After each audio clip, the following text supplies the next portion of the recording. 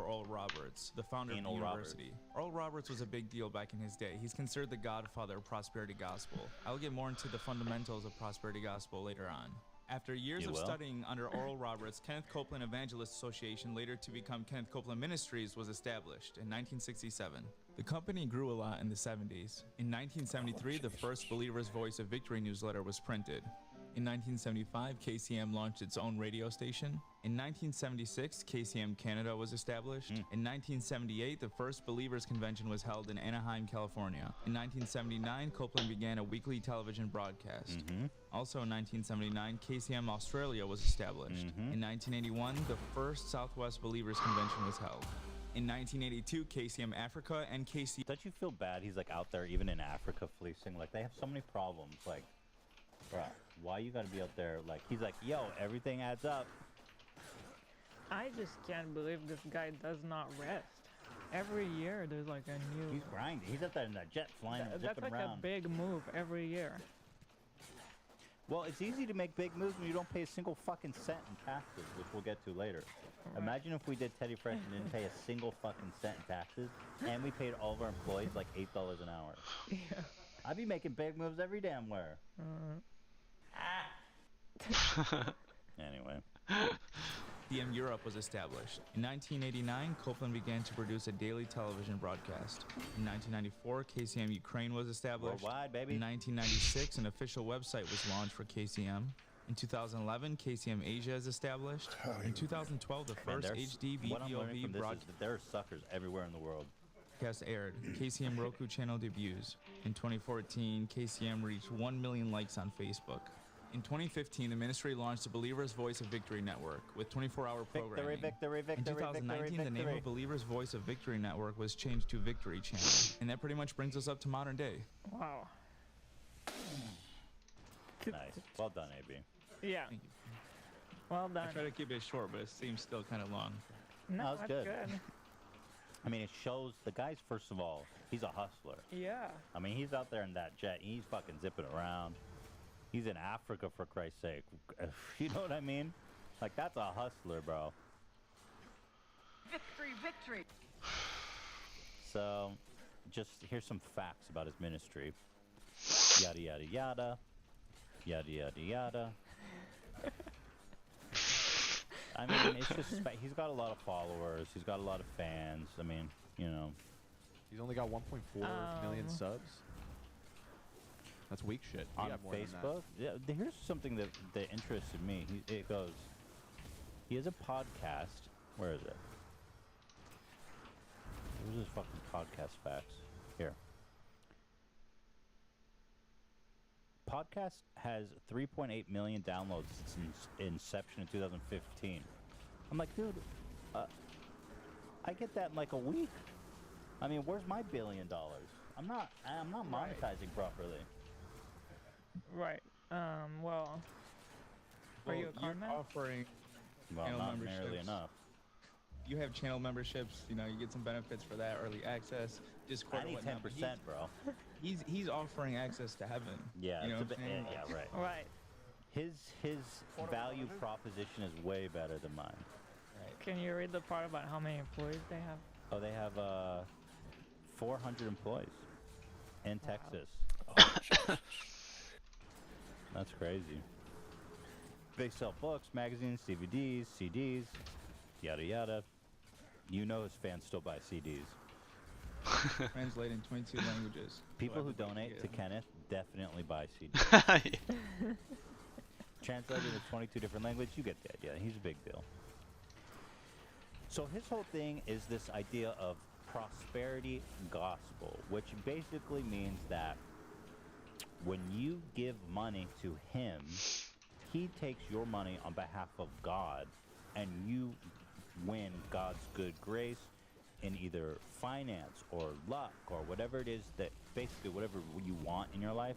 By giving Kenneth money, you will basically make more money just by the grace of God. It's so surprisingly convenient for him. It's awesome. He takes the money on behalf of God. Yeah. Thanks very much.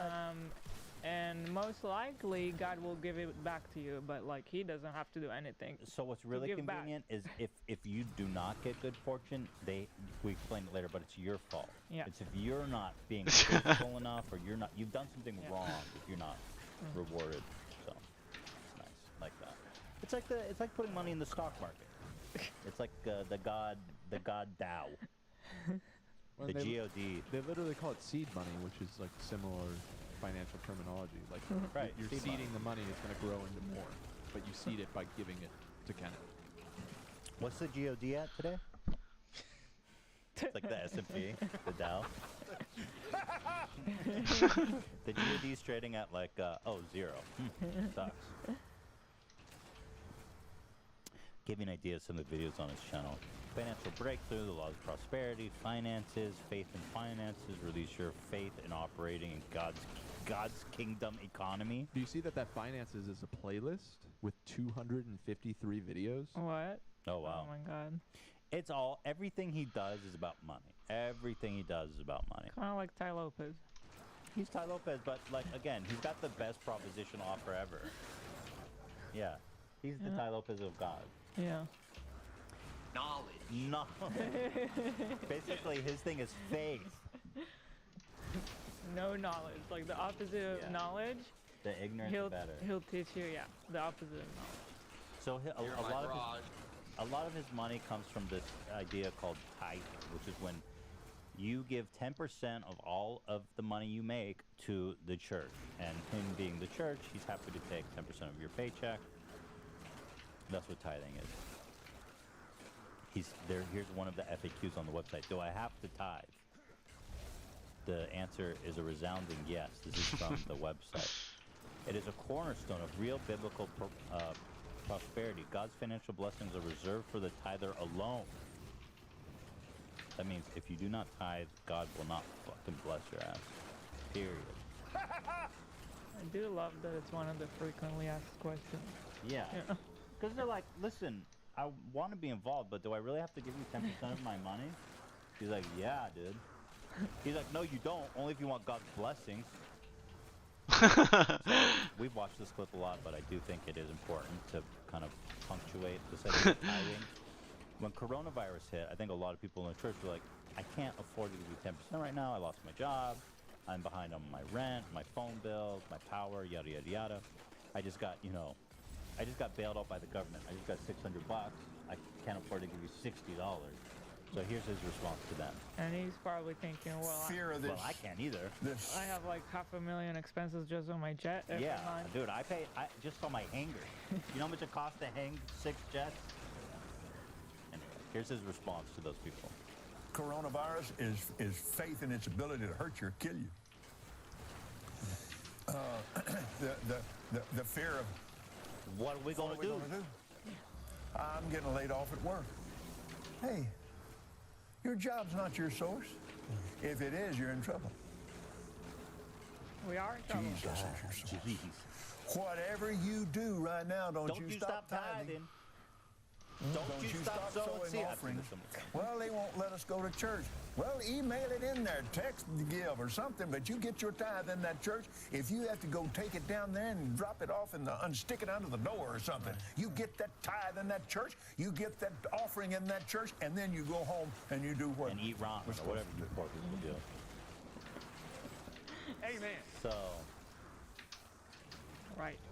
So, you know. Yeah, I don't understand this whole thing. Did they give people anything in return? We get into Salvation. Empty promises. We actually get into that. And I promise you, this gets so messed up. I'm telling you. It really is incredible, the amount of stuff you're going to see here today. I don't really understand this whole concept. Jesus is your source. Your job isn't your source. What are you supposed to do? If I give you $100, am I supposed to just find like $200 on the ground on the way home? You know what I mean? I mean, in some ways, from what I've seen, yes, actually, exactly that. In some of the videos that I watch, they talk about how, you know, before I started tithing, I was really poor, but once I started doing it, sure enough, a month later, somebody gave me a car. Yeah. That's supposed to Just fix not your believing life. hard enough. Or whatever, you know what I mean? Like, it's just gonna come to you. Like, God, That is not horrible. a plan. Yeah. And then you're supposed to give 10% of that value back, by the way. So here's something we found out. So, of course, they have a 21 days to your debt freedom DVD. You can buy this on their website for $25. As you know, people who follow Kenneth they're looking for financial freedom. They're in debt. These people who are having trouble with finances. It's like, okay, how do I get out of debt? wait. I just noticed. Go back. Yeah. I didn't realize that second picture. It's the notes. You need the study notes. They sell that separately. Oh, So it's $25 for the DVD, and then another $5 for Bro, come for the on. clip Can't you notes. just give a freebie? They also have a CD on the website if you want to listen to it in the car. What the fuck is study notes? Just shut up. Okay. Take your own notes. These guys know how to accessorize, man. Merchandise. These guys are great.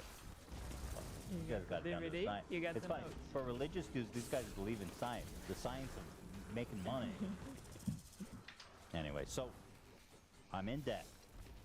I just spent $30 for the notes, the DVDs, everything. So Kenneth, please tell me, how do I get out of debt? Mr. George is back, and he's going to be talking to us about how to live in the increase and how to prosper Amen. and how to get our return. It is imperative that you start out on the first step of tithing. That is the foundation That's of right. prosperity. I can remember when we knew it was right to tithe, but we were so broke we just didn't do it very well. That's right. We would We tithe. didn't see how You didn't see how us you and could the do it. Lord could get along on it. We would tithe a few times and then we would let it get behind. Then we would try to catch up. As long as we did that, we never enjoyed prosperity. But when we made a determination to Yes, tithe amen. because it was in the Word, then we walked in the blessings of God. Tithing is the foundation to prosperity. And Kenneth has taught this before that Bro, are you eventually. fucking kidding me? You paid $30 just for this asshole to tell you to make sure to tithe? By the way, I believe that's his son-in-law.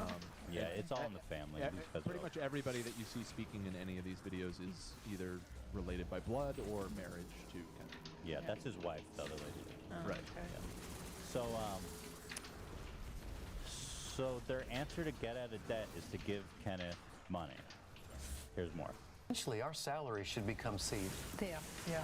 In Ephesians 4:28, let him labor, working with his hands the thing which is good, that he may have to give to him that need. So your salary should ultimately be used as seed to sow. So this is advanced tip. So tithing is 10%. He's saying, listen, give us everything.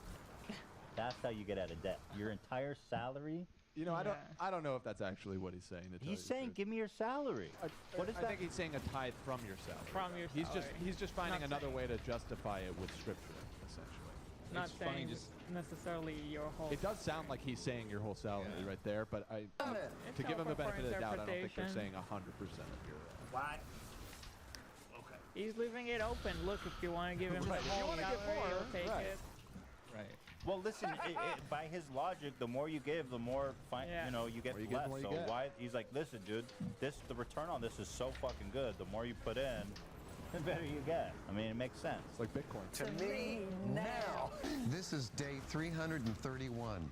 We have 331 prosperity broadcasts that we've done. God, that's a And listen to this, 1,323,325 outlines have been downloaded praise of the God. prosperity Now, broadcast. isn't that exciting? It really is. Praise That people have God. been so interested in prospering. I am. I know you are. Oh, you Yes, guys are amen. prospering big time. Okay, now Ela, this is when it gets really wild.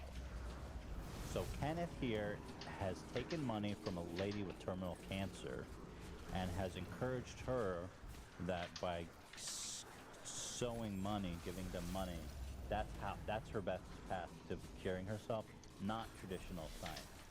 And you can probably guess that despite her giving everything she's got, she just didn't do it right. This shit's crazy. For more than 10 years, Bonnie Parker lived with the knowledge that she was slowly dying of breast cancer. But she told nobody of her fate. No doctors, not even her own family.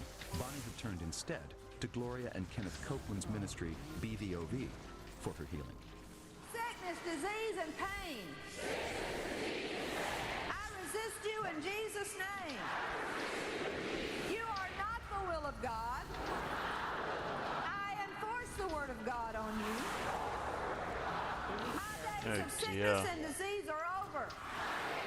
I honestly believe that if she would not have gotten involved with these people, the chance of her being here today is very, very great. I started finding notebooks. It's her daughter. No long after she passed away. These notebooks, they went back to 1995.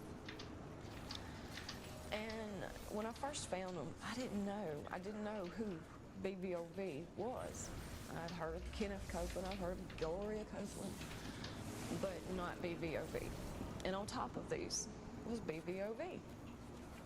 And then the more I read, it's just, it was like reading from someone I had no idea in the world who was writing them.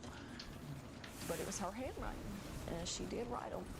And it went back to telling exactly what her life was like. Bonnie's notebooks describe in detail just how closely she hung on to the Copeland's promises for her healing. Mom had asked me before she passed away if I would carry her to, I think it was here in Dallas, Texas, to her schools or whatever. And of course, you know, then I was furious at her. She wouldn't go to the doctor, but she wanted me to take her to this healing school. Cancers of the devil. Cancers of the devil. Oh, for Sickness and diseases of the devil. Of the devil. Right. You take healing scriptures like you take natural medicine, except it'll do you good all the time, and you don't have to die from the side effects. not so good for her though, who's no longer alive. Powerball tickets. I want to go to this healing part that she believed, and I know she believed because it's in the notebooks, that if she sowed enough seed, which was money, the greater amount of seed that you sow, according to them, the better chance you have. Bruh. The better chance you have of getting healed. Bruh. She, the Lord, in these notebooks, to let her in What the fuck? And it says in there that That's if Ivy. he would permit that she would donate, you know, she would donate it to, she says, her church family, which is the BVOV. And I honestly believe with all my heart and soul, that's what she thought. That I guess the amount of money So that she was buying Powerball tickets so that she could win and donate it to the church. So that because she gets more money, the more healing she gets, right? So she was too poor to get the healing she needed. By her healing. And It's there so was, she would donate it to, she says, her church family, which is the BVOV. And I honestly believe with all my heart and soul, that's what she thought. What the fuck? Better chance you have. Bruh. Better chance you have of getting healed. The better chance. That's funny. Copy video URL. Yeah. Oh well, keep that file. That was a classic. Because especially with cancer, I experienced it obviously with my dad, so I've seen how what the hospitals and the treatments offer you is like so depressing, and it's not really necessarily gonna help you. You don't know. So I've seen how desperate you can get, you know, and you're really desperate for anything, and that's so fucked up that they're using people at that stage. Oh my God, it's the most fucked up. If you are going to take money from people with cancer with the promise, there's no lower form of making money. No. That is evil, just plain and simple. There's just no lower form of getting money. I think this really just shows who they are. Notebooks, anything, and she was actually asking God in these notebooks to let her win for them. Christy wrote 2 letters to Kenneth and Gloria Copeland asking about her mother's involvement with their ministry. All I wanted was just for them to tell me, or to have the decency maybe to to tell me what happened, or just to say, okay, you know, your mom was with us for all these years. We're so sorry, you know. I feel that if they didn't feel guilty about what happened, why at least didn't they pick up the phone and call me? After all of that, me telling them what happened, nothing. And I feel that, you know, if they were the good Christian people that they say they are, that at least I would have deserved an answer, or if not me, my family. Christy wanted to visit the Copeland Ministry headquarters and asked for answers directly. So we did just that. At the Copeland headquarters, we were met by this lady who offered to take us on a tour of the buildings. Oh, I've already done it. She explained that the Copelands personally own the cattle ranch, more than 50 gas wells, and pump more than $10 million of oil annually, all of which are located on the 1,500-acre ministry property. Yeah. The fuck? When we reached the mailroom, we asked the Copelands representative why some letters, like Christie's, were not responded to.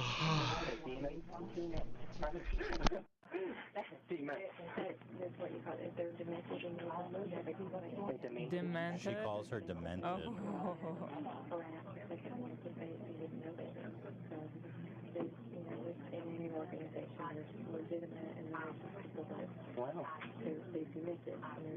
I called John Copeland, son of Kenneth and Gloria, and, you guessed it, Chief Executive of Copeland Ministries, who bluntly declined an interview with us. Obviously, you know, up to something that's not good in our benefit, so I'm not going to do an interview. I asked him whether there was anything that the Copelands might have said that would have caused Bonnie Parker to refuse medical attention. You know, I can't answer for her, when her mother was sick and why she didn't tell her daughter or any of that. I have no idea about any of that. I mean, I guess her mother has her own reasons. It's not that we don't believe in doctors. We certainly believe in doctors. You do? Absolutely. Generally. For us. Doctor. We've never said don't go to a doctor. I don't think you'll ever read a letter that says, you know, we guarantee you're going to be healed. First thing you know, you'll be on drugs, and then it'll be bad. You know, prescription drugs are drugs, and they alter your thinking. And you don't want that. You want to alter your thinking yourself with the Word of God. It's awesome. They alter your thinking to the dark They just side. dumped on her. Well, this is God's medicine. This is better than anything man could make up, because a lot of times the medicine you take makes you sick in another way. The bad news is we don't know what to do about it, except give you some poison that'll make you sicker. Not everybody receives their healing. Till her last breath, she had faith. She never, I don't think, never gave up as far as that. The disappointment was great. I mean, you could tell she was just very, very disappointed that what she had been asking for never came.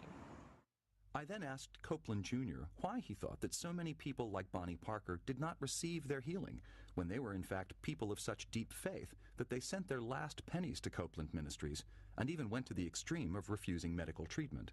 Well, I think there could be a lot of reasons. Well, what do you think they are? I guess, you know, a person could have unforgiveness in their heart towards somebody, which can hinder your faith. You know, I don't know. I've had people in our family have died. Why did they die? You know, well, answers I can't say. Well, I don't understand why God healed them and he won't heal me. Here he's clowning on her, basically. By some stretch of the imagination. Oh, probably not, but could it be that is your fault, not God's? Oh, my God. Oh, yeah. Say it. Oh, yeah. Say it. Well, you know, I've just done Dude, everything. I love how for more than 10 years. I love how like God is so infallible, but yet like it's always like your fault and not God's. It's like, bro, if he's so fucking powerful, why do we need all these rules and fucking tricks and shit? But also, this guy just has the most convenient position in the world. Like, if anything doesn't happen as he says, he's like, well, that's what God decided. Who am I to say? It's your fault. Probably. Listen, you didn't pray right. Yeah. You know, these people are psychopaths. Yeah. And I love, like, why would you even go, look, why didn't God heal me, but he healed them? Yeah. Oh, whoa, whoa, whoa, look, get a load of this idiot.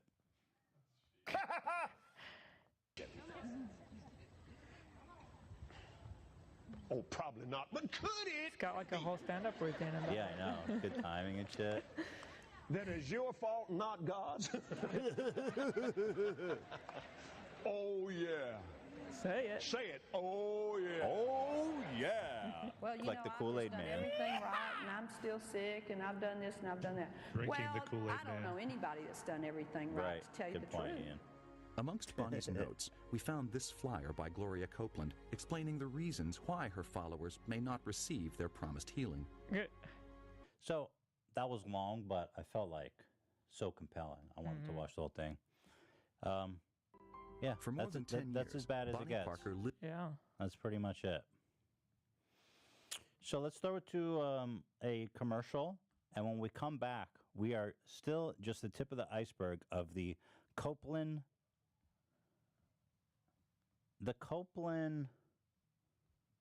crime family? Oh, I like that. The Copeland crime family. That's Dan's words, not mine. That'd be so funny if they sued Dan only. I'd be like, look, sorry, Dan, I bankruptcy's the only option. I can't help you. All right, let's throw a quick break. We'll come back and talk about the Copeland crime family, as Dan has labeled them. Liquid IV is the great new product to keep you hydrated, energized, and your metabolism and your immunity boosted. Go ahead and say it with me, Hila. Liquid IV. With one stick of Liquid IV and 16 ounces of water, you get 2 to 3 times the amount of hydration as plain water. Oh, really? I'll be the judge of that. Comes like this. You just put it in the water. Right? Oh shit, I put it all over the fucking table. You get the idea. Stir it up. You know how to stir shit. Cheers. I'm being electrolyzed, bro. Ooh, I feel like I just drank a whole fucking ocean. Mmm.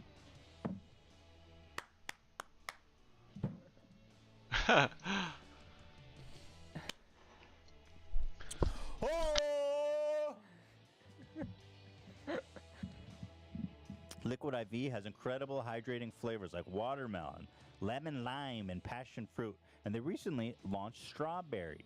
Imagine, Hila, if you will, a freshly picked taste of ripe, juicy strawberries topped with a decadent note of whipped cream. Amazing. Well, this flavor is, which flavor is this? Watermelon. Tastes great. Love I could tell. You smell it.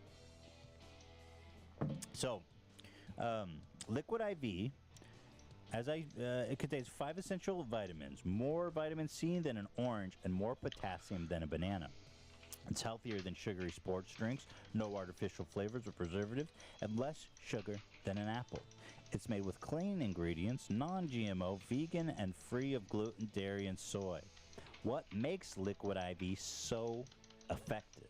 It's got the optimal ratio of glucose, sodium, and potassium, delivering water and nutrients right into your bloodstream. It's the perfect balance to help you hydrate more quickly and effectively than water alone. One stick of Liquid IV and 16 ounces of water can give you as much hydration as 2 to 3 bottles of plain water. Their mission is to change the world. They have donated 3.7 million servings in response to COVID-19. Products are being donated to hospitals, first responders, food banks, veterans, and active military. They've donated over 6.7 million servings. Because it's like super hydration, you know, it's like a Liquid IV. That's good. Like they say, it's got all the minerals, the electrolytes, all that, you know, all this shit. Oh, beams coming in my eyes. That's how I feel like. You know? Grab your strawberry Liquid IV or other great flavors in bulk nationwide at Costco.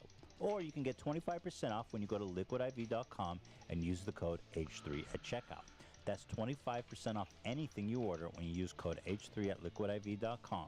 Get better hydration today at liquidiv.com, code H3. You know, I want to say also, this is the hydration one, but they have a caffeine one that, like, sometimes I don't feel like drinking coffee and it fucks up my stomach because it's acidic. But sometimes I just want to game and get all jazzed up or work or whatever. So they have the caffeine one, which I don't have here, but it's like the orange one. I don't know what flavor it is. But that's a great way to start your day because you're getting a glass of water, you're getting the caffeine you need. So I love Liquid IV. I use it. I recommend it. I think it's awesome. You know? So there you go. That's the plug. LiquidIV.com. Promo code H3. 25% off everything.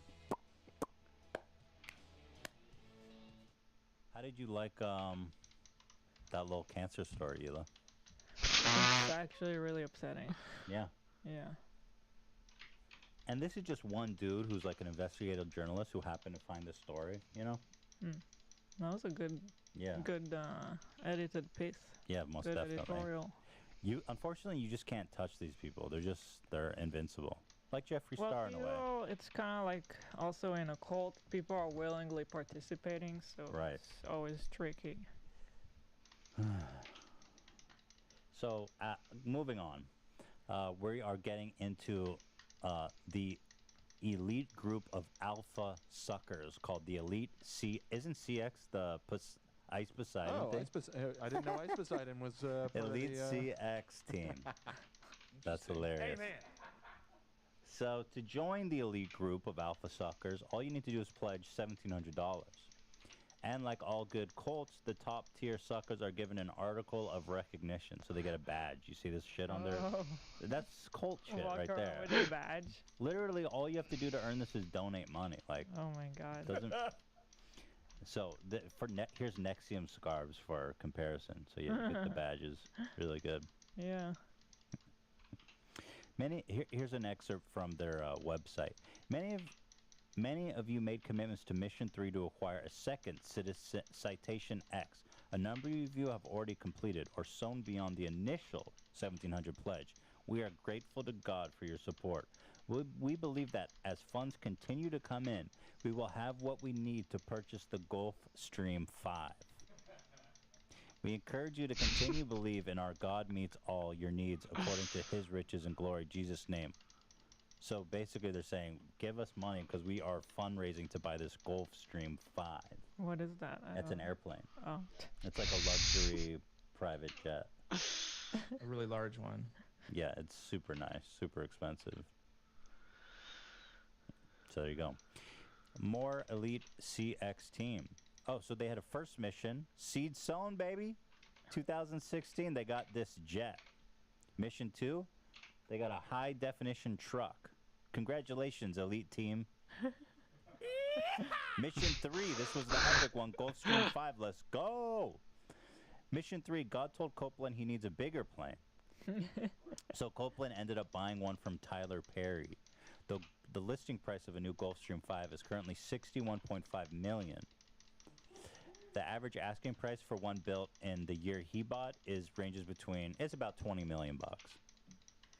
So Mission 4, Balenciaga badge. Yeah, exactly.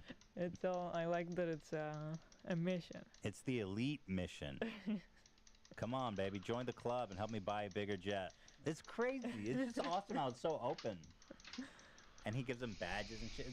It's just amazing. So he said about this, we continue to pray, standing and believing for God's wisdom in the situation. And on February 1st at 11 a.m., the Lord spoke to Brother Kenneth saying, you're believing for the wrong airplane. The Citation X is too small. You have already outgrown it. The second Citation X will come, but at a later date. Your airplane is so last season.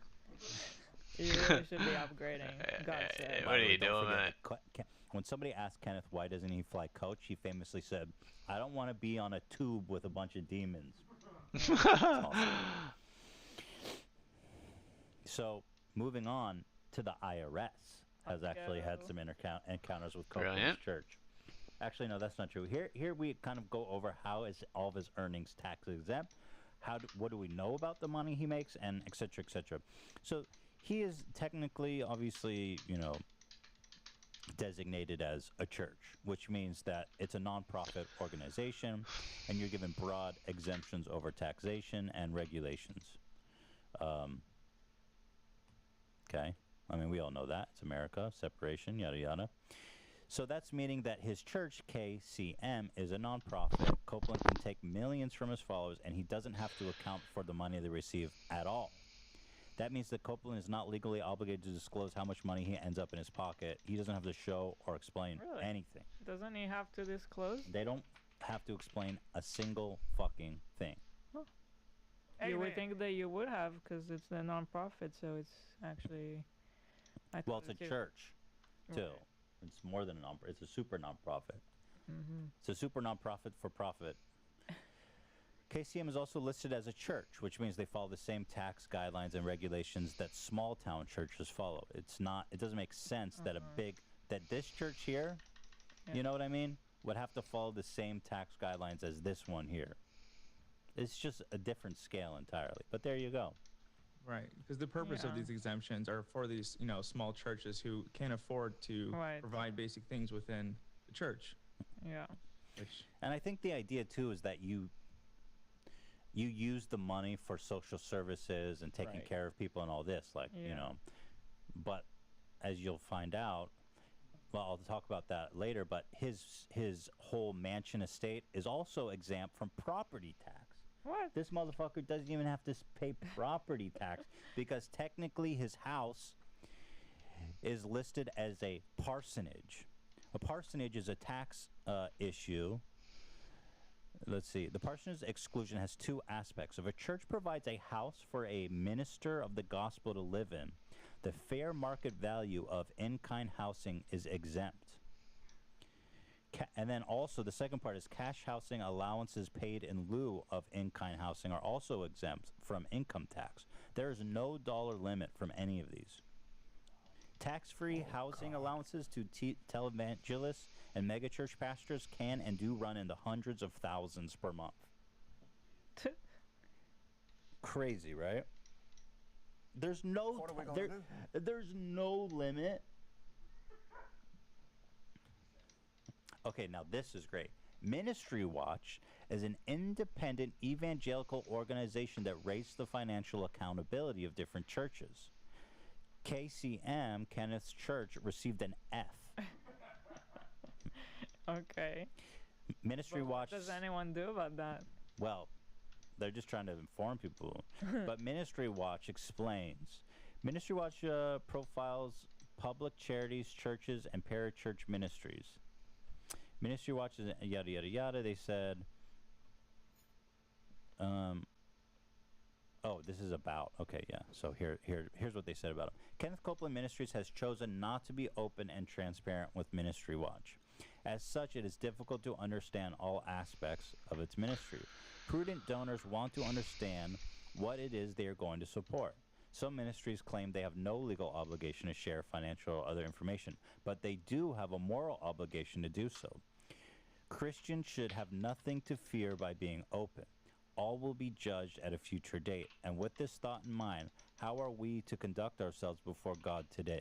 Organizations described as Christian ministers are at least giving people an image of God. Is God characterized as closed, impartial, and hidden, or open, personable, and knowledgeable? Scripture enjoins Christians to conduct themselves honestly. So they're using they're basically using the Bible to slam dunk on him. First card. Victory, victory. So here we brought some receipts from the Bible. Because they argue, they have this whole idea of, prosperity. He even said Jesus would be wearing a Rolex. They just haven't been invented yet. Which, by the way, how can you fucking claim that? The dude cruised around in didn't he famously just cruise around in loincloth and shit? You know what I mean? They had nice clothes back then. You think that the emperor just cruised around the same fucking blanket as everybody else? He had pimp ass jewelry and shit. You know? So I've always heard from my mom, who grew up very religious, that it's a lot about modesty and being humble. Of course, that was what Jesus was all about. So I was gonna say, I don't know if it's any different, because obviously we're in Israel studying the Jewish way, but I feel like it would be the same. Yeah, I mean, so let me read you some verses from the Bible, because Jesus was not about rich people. Jesus did not like rich people. He said, here, treasures gained by wickedness do not profit, but righteousness delivers from death. You shall not steal. Well, obviously don't steal. You're just saying, you're claiming he's stealing stuff, AB? He's just stealing money from people? Yeah. Here's another one. For the love of money is the root of all kinds of evil. It is through this craving that some have wandered away from faith and pierced themselves with many pangs. Yeah, I mean, that sounds more like stuff that I know. Jesus said, if you want to be perfect, go, sell your possessions and give it to the poor. You will have the treasures in heaven. Then come follow me. Kenneth, you reading this shit? That makes sense to me. Like, if you want to teach about giving and donations, then, like, go give it to a poor person. Exactly. Well, Jesus' whole life was about sacrificing everything. Right? That's the story of Jesus. I sacrifice everything for you, including my own life. It's just, like, such a loophole that it all ends up going to one person. With like, no transparency at all. Yeah. Jesus said to his disciples, truly I tell you, it is hard for someone who is rich to enter the kingdom of heaven. Again, I tell you, it is easier for a camel to go through the eye of a needle than someone who is rich to enter the kingdom of God. Kenneth is like, man, fuck that guy. Ignore that line. Wasn't the chalice of the carpenter not gold? Wasn't it just plain? Good point, Zach. And I wonder if he's seen Indiana Jones as well. It's a good point, though. Jesus points out that money and God are rivaling masters. If you love money, you will despise God. He says you cannot serve both God and money. Who put these together, AB? That was AB, yeah. Nice. Exactly. It's like, slam dunk, bitch. Your shit's fucking phony. Jesus hates your ass. My grandfather was actually a pastor on my mom's side. Oh, really? Oh. Yeah. You got all kinds of flavors of God in you. So what would they think about someone like Copeland? Oh, yeah, they would definitely, they think it's the worst. Yeah, I can't imagine what my mom would think, too. I would assume that anyone or most people who follow traditional religion would think he's just a con man. I mean, he's really not. Yeah, we should make it clear that this is not all Christians by any means. This is a very specific kind of thread of evangelicalism in America. That this whole prosperity gospel thing. This is. I mean, it's really hey, it's not just in America. He's well, he's global. You're right. He's in Africa, bro. Ukraine, That's why I was Canada. sure to add the Ministry Watch, because that's a Christian organization. Talking bad about them. They're even slam dunking on him. He's just a con man. I don't even think he's religious. I just can't believe that it's resonating with so many people. Then it's like any cult. Yeah. They just want to believe. I mean, you've got a couple excerpts there, but I think you might have forgotten one. The "Thou shalt get this bread." Are you sure they're not just talking about bread? Is that King James? Yeah. I think it is. I thought it was Saint. I think it's actually it's from the book of Get a Joke. Wow, Ian. Oh. Thank you. Wow, Ian. Wow. I would buy that lesson from Ian. That was good. What version of the Bible is that? I'm not sure which one that is. I don't you know. should sell some CDs, Ian. Yeah, $25.99. And how much for the study notes? Well, that's going to be $26.99. Ooh, it's worth it. It's worth it. Yeah, and he found out this perfect little loophole, because it's like, okay, how do I do the best con?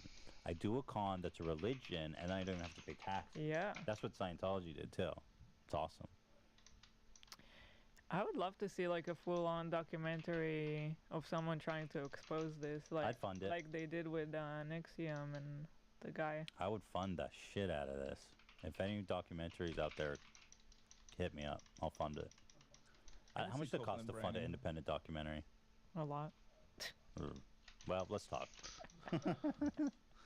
I think I can get you there. I can get you close. We'll give you a shout out. No, come on. I want to fund it. I want to fund it. We can figure it out. This is the beginning of a big, beautiful new vertical for us. So Copeland receives huge amounts of cash donations by believers in the mail, along with the written prayer requests, which don't get seen by Copeland. Okay? So former employees have spoken out against Copeland. Here is one such example. From former employees who tell News 8, shout amen, somebody! The Kenneth and Gloria Copeland you see on TV, glory to God, are not the Kenneth and Gloria of real life. we were treated like galley slaves. Oh. In my eyes, there's deception. There's a fear mentality placed on people that work there. Just 3 former Copeland Ministry employees speaking out about the disappointment of discovering what really goes on inside. I started going to church there in 1994. Among them, Jeff Spradlin, who says he grew up admiring the Copelands and was excited to get a job working for them. Within 90 days, I started realizing this was a huge mistake. For nearly 2 years, Spradlin worked in the mail processing center where prayer request envelopes stuffed with cash would arrive every morning. He says a group of ministers, not the Copelands, would pray over the unopened envelopes. But Spradlin says he and other mail processors were the only ones who actually read the requests. And I was sitting there getting this. So nobody even paperwork all read the day. fucking prayers. They just took the money and like basically threw that shit out. And going, Kenneth and Gloria don't see a word of this. How many of these prayer requests, to your knowledge, do Kenneth and Gloria Copeland see and or pray over? None that I know of. This former employee also processed prayer requests and sent return letters crafted to give the look of a personal response. Oh my God. They wrote it as Ken? That's so... Wow. You know what's interesting is all this exposed stuff is like really old. So I think a new one could be so powerful. So, HBO, please. I feel like this is even more interesting than NXIVM. I guess they like the whole sexual weird stuff, but like he's so evil. Yeah. But at the end, what really gets them is like the tax fraud and the... Right, because NXIVM you can't really even claim religious. These guys have so much shielding. So here, if you go to like Glassdoor and Indeed and where all these people can leave reviews, so these are past employees who have left reviews about working for the minister. Oh. The pro is I got to learn about church. The con is if it's a ministry you work full time and get told, they tell you that KCM is not your source when you ask for a raise. No fucking way. I bet you they expect these people who they pay to give the money back to them. Oh my God. Wow. Here's another one. Leadership dysfunction. Overall, the leadership of KCM is oblivious to the damage they inflict on the staff daily. No accountability from the top down. Ministry family priorities always come first, and personality-based organization is impossible to execute best business practices in any way. High stress, low market pay, impossible workload. Wow. KCM is a great place to work for those used to doing what is told to them and not having ideas to save money. Con is you get fired if you see it as just a job. It has to be a calling, so you will put up and shut up. I worked at KCM for years. During my time there, I learned the following. Maybe a Christian workplace, but keep your head down. There's absolutely no loyalty to the employees, no matter how long you have served, as they put it. Scandals get squashed unless you are a minion. Unless you are a minion, then you get to move on to the next phase of your ministry. Fired. I was released because I exercised my free right to drink a beer at my home. Not at work, off the clock, and someone turned me in.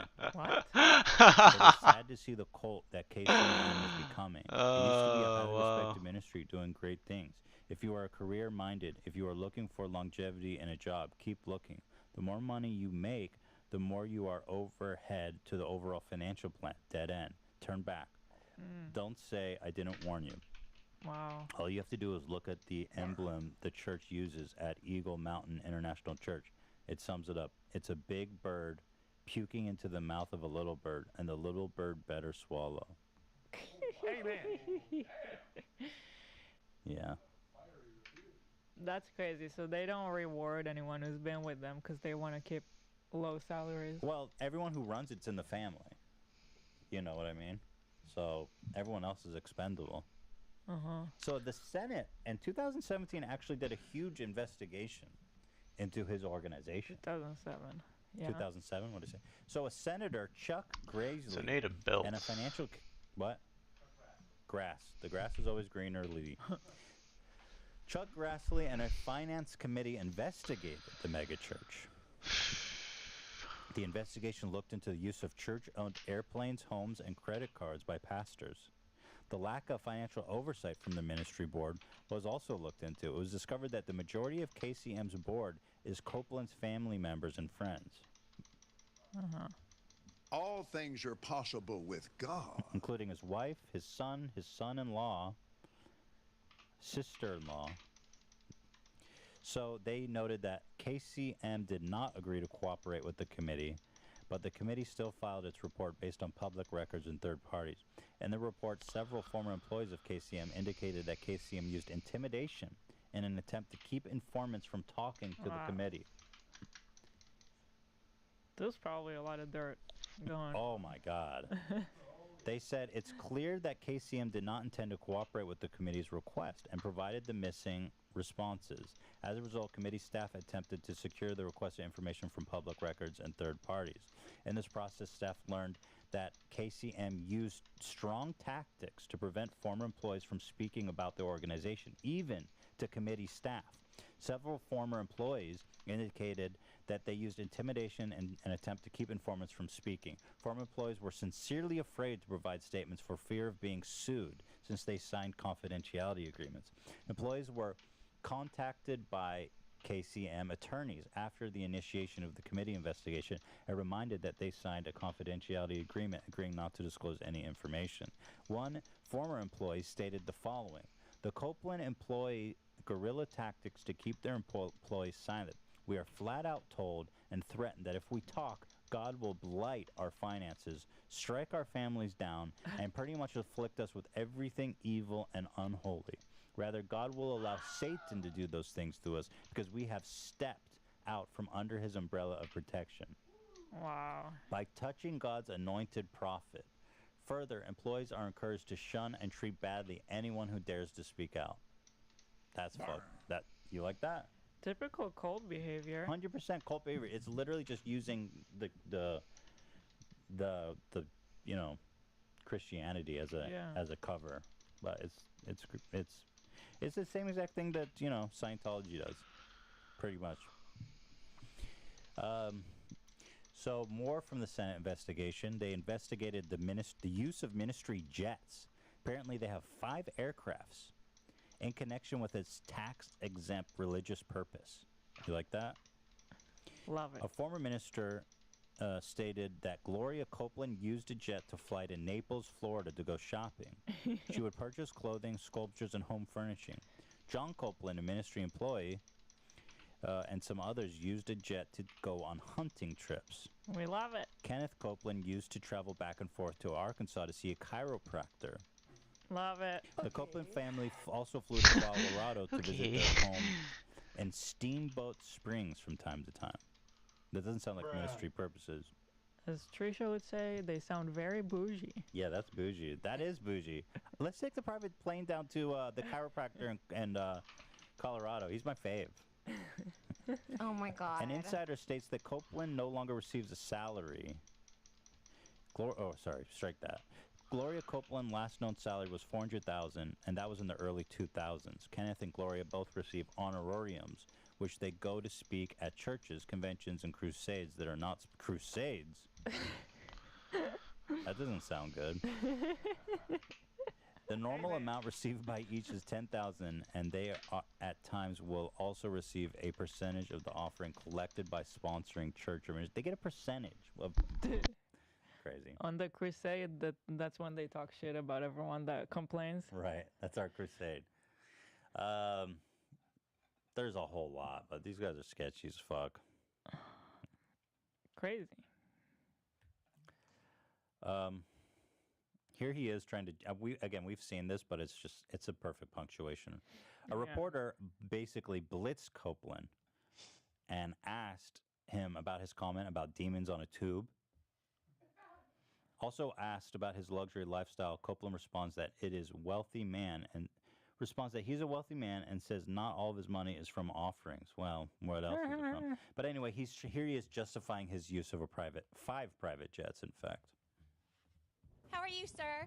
We'd just like to ask you about why you don't want to fly commercial. Why have you said that you won't fly commercial? You said that it's like getting into a tube with a bunch of demons. Why do you think that? No, listen to me just a second. Not the people. The main reason is because of the need. If I flew commercial, you a little flustered there, buddy? I'd have to stop 65% of what I'm doing. That's really the main. Isn't it true that you want to fly commercial so that you can fly in luxury? How much money did you pay for Tyler Perry's Gulfstream jet, for example? Well, for example, that's really none of your business, but... Isn't it the business of your donors? Listen. She's great. I paid. You kind of caught me off guard here, okay? No shit. Thank you, Lord. Help me. Let me pray this thing. Again, Oh, for getting back to fuck's the sake. comment, you said that you don't like to fly commercial because you don't want to get into a tube with a bunch of demons. Do you really believe that human beings are demons? No, I do not. And don't you ever say I did. Well, you did. Get in a long tube with a bunch of demons. Bro, he's so angry. We wrestle not with flesh and blood, but principalities and powers. Can you explain what I you do meant not by like that? it. I feel like he would term, totally just, kill just someone explain, and because it's just be really like, simple. You hey, said God you didn't told want to me get into a to. He tube would with a make him bunch of disappear. demons. God would never find out. Well, let me ask you. Well, You think that let people me that ask fly you. commercial are demons? Give me a chance to talk, sweetheart. I'll explain this to you. But it's a biblical thing. It's a spiritual thing. It doesn't have Is it? anything to do with people. What is it, Benny? Because of the... And I spent a lot of time on airlines.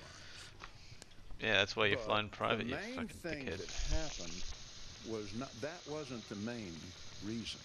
The main He reason. doesn't blink. He looks like he's that shoe nice, like dead I eyes. could no longer do what I Why doesn't he blink? called to do and be on the He air. hasn't blinked. Just look at him I not need my blinking. clothes when I get there. And so And you have some fancy clothes. I mean, He hasn't you are just living watching. a life of luxury. You've got great homes. You've got great planes. You drive in limos, and you're a very wealthy man. Yeah. And some people Very would few say blinks that will is miss it, out on is some it money. May I add something to that? My wealth doesn't come from offerings alone. Okay, What but else? mostly, so You what? sell things, books and DVDs. Yes. And I have a lot of natural gas on our property. Right. Didn't know that, did you, babe? Now I do. Yeah, you do. Isn't that wonderful? Well, I guess. Well, I'm pretty sure. I'm pretty sure you didn't buy that massive estate. Shut up, Yeah, dude. how'd you buy yeah, that? exactly. Please, dude. You don't mind that much gas, bro. Okay, so again, there's so much. It's crazy. It's never ending with this guy. This story is so crazy. The Angel Flight 44 controversy. Okay. Sounds pretty ridiculous, right? Yeah. A true story written by these two goons. After Hurricane Katrina, Copeland's friend who owned a cargo jet wanted assistance flying medical supplies into the area. Kenneth offered some financial help and afterwards decided to start an entire ministry devoted to this. Sounds good, right? It was called Angel Flight 44, with the intent to fly supplies to natural disaster zones. Nice. Kenneth even commissioned a book about the ordeal to promote his new ministry, all the while asking for donations to fund the Angel Flight 44. I love the idea. Sounds great. Yet, after months of donations, the Angel Flight 44 ministry was disbanded. They never sent aid to another disaster again. No hangars were ever built, no additional airplanes were ever purchased, and the donation money was never accounted for. The ministry spokesman, Oh, how did that happen? Stephen Swisher, told the Christian Post, this was not a specific promise with a timeline attached. According to Swisher, Angel Flight 44 has collected only $7,700, and the donations were spent on plane repairs. Okay. Even the author of Angel Flight 44 book has turned on Copeland regarding the situation, believing that the ministry was never created. The author of the book said, while there is a huge crisis going on in the nation of Haiti right now, Kenneth Copeland promised Angel Flight 44 ministry is nowhere to be found, and the money he collected to start that ministry has not been accounted for. It is as if Kenneth Copeland had never said such a ministry had already been formed, nor had repeatedly promised that such an aviation support ministry would be further developed and ready for disasters, such as that which just occurred in Haiti a few days ago. So did he ever help at all? I didn't. Sounds like not. Wow. He just pocketed the money and forgot it ever happened. crazy, right? Shameless. Okay, you want to see Shameless? Here he is healing somebody. Is this the person with Down syndrome or? I believe so. It's Yeah, not, so- I don't think it's specifically said, but Oh, so here he is. Here's Kenneth Copeland healing somebody with Down syndrome. So that sounds legit. Yes, Lord. Thank you that she Yeah. is healed and made whole and everything in this body. I speak in dominion over chromosomes, Bruh. and I demand the proper. I demand a recount. Just to hear him say Right chromosomes. He said, I demand the proper number of chromosomes. order. Bro, it's a little late for that. Proper count, and I demand the proper count. You can't do that. Right? It doesn't work like that, Kenneth Copeland. You can't just do that. I demand the proper count of chromosomes. How many are we supposed to have? 22 or something like that? How many chromosomes are we supposed to have now? Anyone know? That's. Can I get a count, please? Can I get a recount on the chromosomes? Absolutely insanity. Nobody got an answer on the chromosomes? It's 46. I demand 46 chromosomes. Be gone. 47th chromosome. I strike you down with holy scalpel. Carve out that extra chromosome. Now you stop that fear. I demand a recount, God. It's a little late for fixing the chromosomes, bro. God kind of already fucked that one up, if I can be.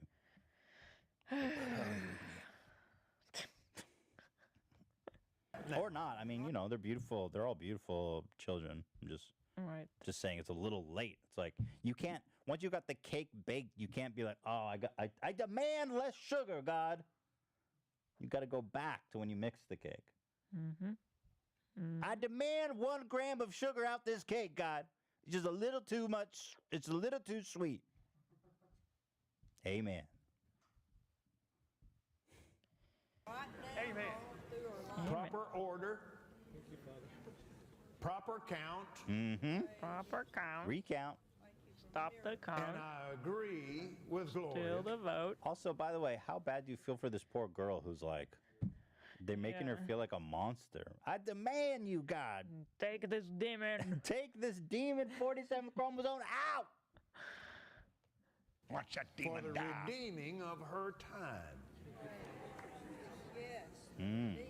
that has been stolen from her. It's not been She'll stolen live from her. out the rest of her days She's got a.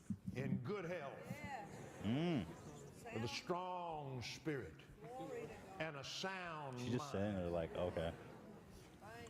in Jesus' name. To God be the glory. Hallelujah. Bro, the fact that he actually just did that is so fucking crazy. I demand a recount on the chromosomes, God. And there's more, too. Here he does another miracle on a... what's the proper way to say developmentally... Intellectually disabled is the proper way. Intellectually disabled, thank you. Oh, yes. Oh, yes. Oh, there's someone on the ground. Jesus, let's help her up first. Yes, amen. There's somebody on the ground. Thank you. They're used to that. Push her, get her ass out of there. We're on to the next one, lady. You're going to get one miracle today. Thank you, Lord Jesus. She's free. We call her free in Jesus' name and healed everything about Glory her. to God. No, Bro, y'all know medicine. this ain't going to work. And you come back every week and it doesn't work. Glory, glory. Made whole by the power of the living God. Stop! Jesus is our healer. Glory to God. Untangle. Untangle. Glory to God. Amen. Thank you, Lord. Jesus. Thank you, Jesus. Glory to Just tapped her hand. All right. All right. You're all good. Be loosed in the You're all good now. Amen. Be normal in the Be normal. It's not working. Jesus gave Be her normal. these fingers, and we call them healed. What? He gave her heel fingers. Heel fingers. Glory to God. What are we going to She just said be normal. Well, the other girl, she ordered to banish a chromosome. Thank you, Lord. Thank you. That's a miracle. Thank you, Lord. Seems like he's feeling better.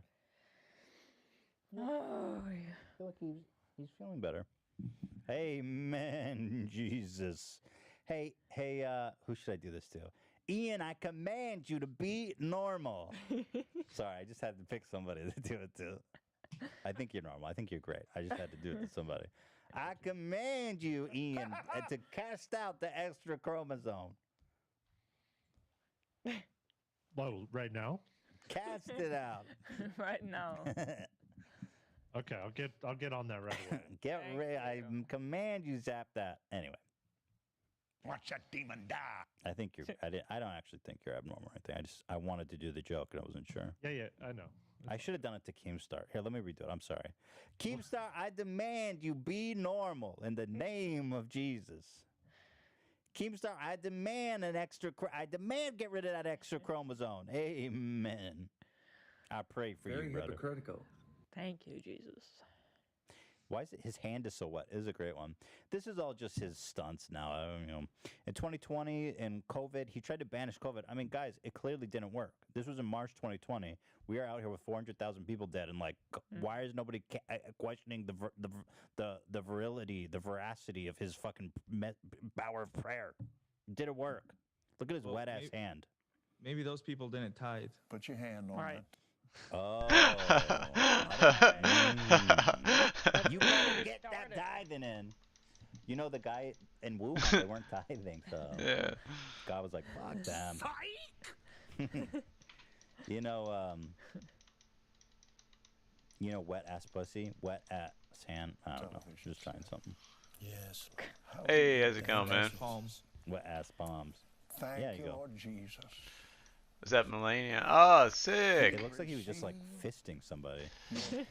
Other game done. Nah, just didn't feel like thinking today. Gross. Why is it so gooey? You know, I just wanted to mindlessly click on shit. It's mine. I think it's holy lube. K.Y.J. Kenneth Copeland brand. Kenneth Copeland brand jelly. Bless. You know how it be. Bless. It always sounds like Copeland. According to the word of God, I'm healed. Yes. And I consider not my own body. Yes. So what else been going on, man? Same shit? I love I'm guessing. in the background doing a back. Same as me. Fucking nothing. Only that what the word has said. Ooh. And by his stripes I was healed, and by his stripes I am healed now. I'm not the sick trying to get healed. Blah, blah, blah. Shut the fuck up. Dumbass con man. Gooey ass hand. Gooey ass hand. Passing more judgment on COVID-19 with his son-in-law. Because we have... In the name of Jesus. Oh, thank you, Jesus. Oh, he's like, whoa, whoa, whoa. You got to give me a heads up before you do that. He cut him off. Because we have... In the name of Jesus. Oh, he's like, oh, shit, okay. We're doing that. We're doing that one. Yeah. Standing in the office. And before, I was going to show you. What do you want to have, what do you want to have for dinner? I was watching this, and I was making a cup of tea, and I just went like, oh, shit, okay, bruh. we're doing that. Because they were talking about like how fucked this pastor is. And Zach played the soundbite immediately after. It was like an echo. You didn't pray hard enough. Well, I was like, oh shit. Fucking perfect I timing. think his ass hasn't been tithing enough. Who does he tithe to? Fucking brilliant. Right. Who the fuck do you tithe to, Kenneth? Bitch ass Copeland. Do you bury money in your yard or some shit? Like, I'd like to know who the fuck he's tithing to. Anal Roberts. Oh, to anal? Fuck me.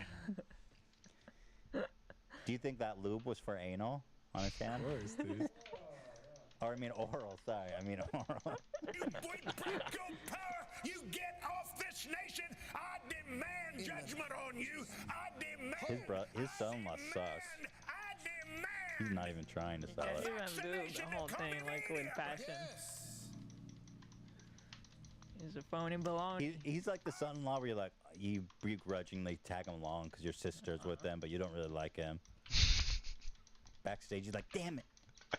You didn't sell that right. Our tithing's down, damn it. You fucked it all up. Slaps him. Spits on him. He slaps you. Oh, he's such a dude. Spits Copeland on has the power to blow COVID away. All right. COVID-19.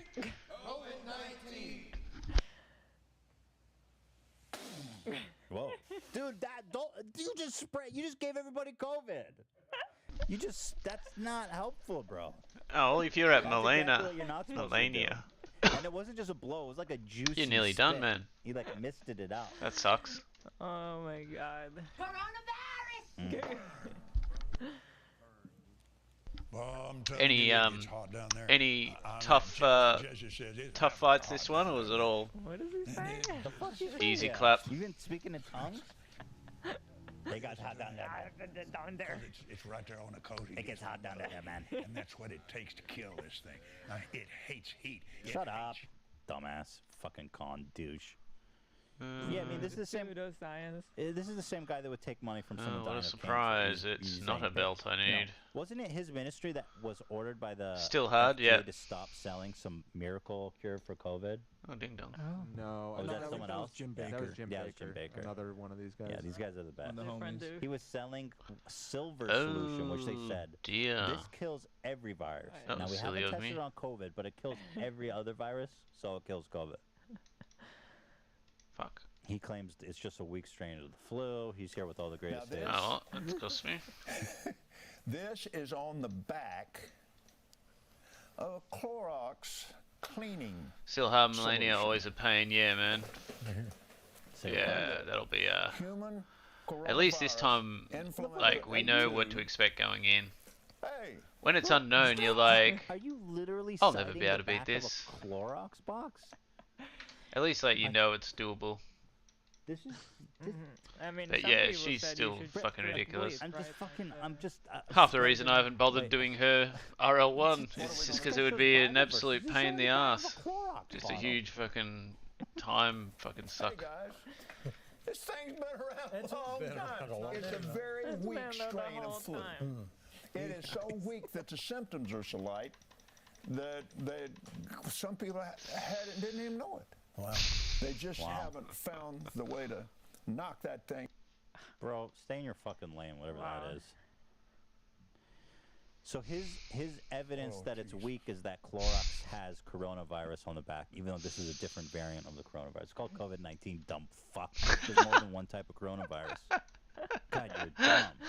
It's Copeland brand. You could buy a brain, at least, with all the... Anyway, I'm just shitting on him now. He first wanted to be a movie star. Again, he has a lot in common with who's the Scientology guy? L. Ron Hubbard. Yeah, L. Ron Hubbard wanted to be a writer and a movie star and all this shit. You know, it's all part of the same personality disorder or whatever the fuck he's got. He's got these delusions of grandeur.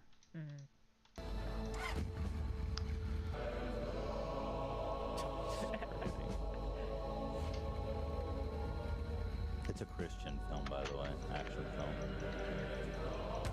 I bind you, Satan, in the name of Jesus. I bind. You have not done your tithing. Of my way.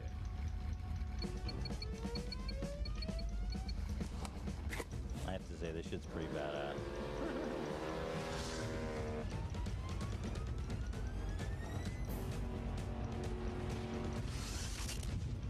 Laser.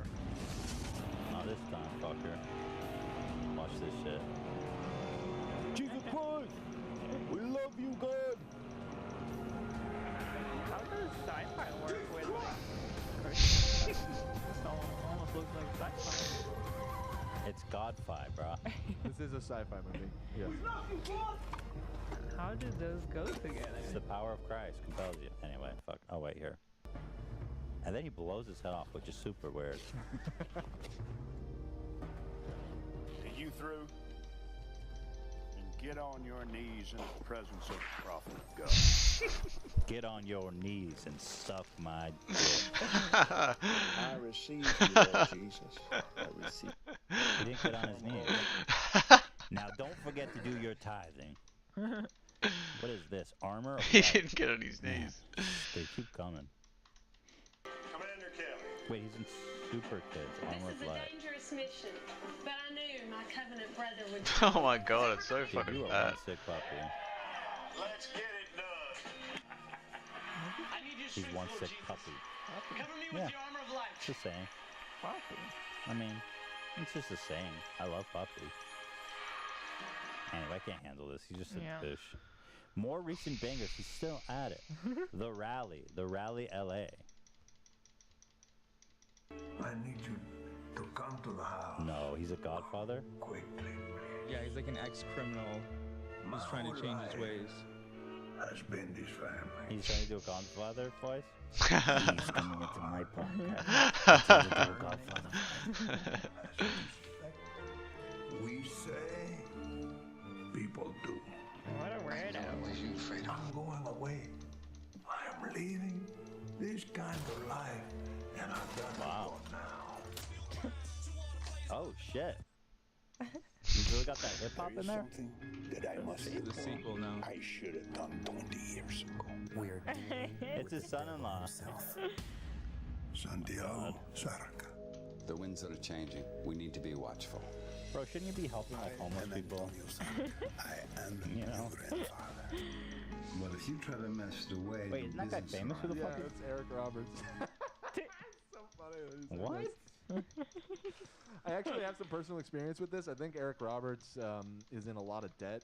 It's sort of like He'll take it. I wonder if we could get him. Yeah, we absolutely can. I worked on a short film with him. Get me a once. price. It's his day rate as of like 3 or 4 years ago was $1,000 a day. No. He'll show up to anything. Well, clearly. Yeah. Yeah, that's awesome. I like to just get a like menu of like cheapest celebrity day rates. $1,000 a day. That's like a fucking. That's That's like a, alright. I mean, a I'd show good up somewhere for $1,000. Director gets $1,000 a day, or like a decent director, like.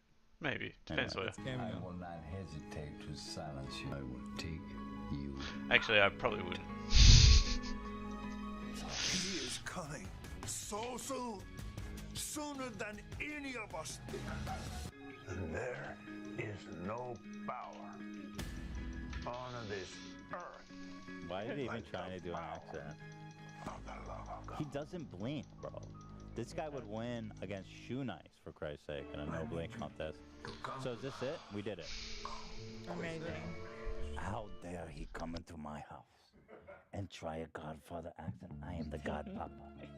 How dare he? That was wild, and I'm shocked, kind of, but especially with the stuff with Hila, the... let me ask you. Do you do your tithing? I do 10%. taxing. No. This is different. Taxing is for the government. This is for God. Do you give 10%? I mean, taxes at least go back somewhere. No. This goes back to God. You can pay for roads The and government city. is not your source. Jesus is. Get it in a marinara. Jesus is your source. You want to eat this spaghetti with the meatball without a marinara? The pizzeria. You come into the pizzeria, you didn't need a pepperoni? Come on, how you kidding, huh? The 10% of the pepperoni. Come on. Forget about it, huh? Come on. Dan, there's an email in your email that says you were right about Tarantino, Dan. Don't worry. Fuck this. I'm blocking this person. Hey, Dan, I emailed you 7 months ago during the Keemstar drama. Ooh, I'm a big fan of Tarantino. My emails out loud.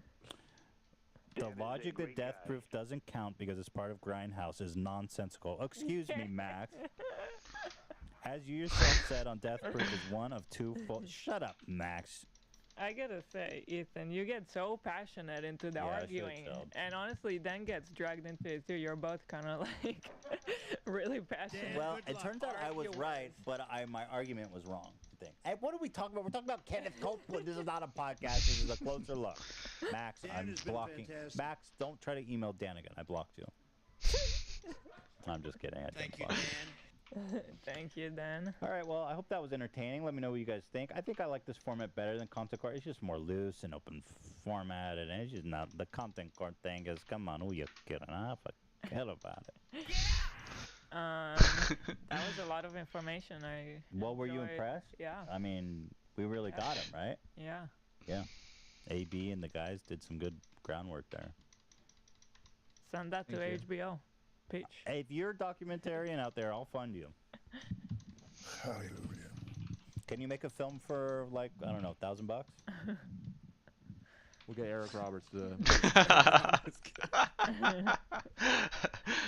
Who's that? Did he not listen? He'll do it on one. Who's that? Well, I think he needs help. I don't think he can produce it himself, you guys. He'll figure it out. He's probably the guy. All right, so today, this comes out, and then we'll be here on Friday. Who's that? We have I just mentioned him. Yeah. Oh, yeah. After Thursday. So wait, today's Tuesday, so this should be out on Wednesday. Okay. And then After Dark is on Thursday because something's happening on Friday. I don't know if you. We talked. Oh, we already talked about it. So Hila's gonna get her genitals scraped. I don't know. No. I have a procedure.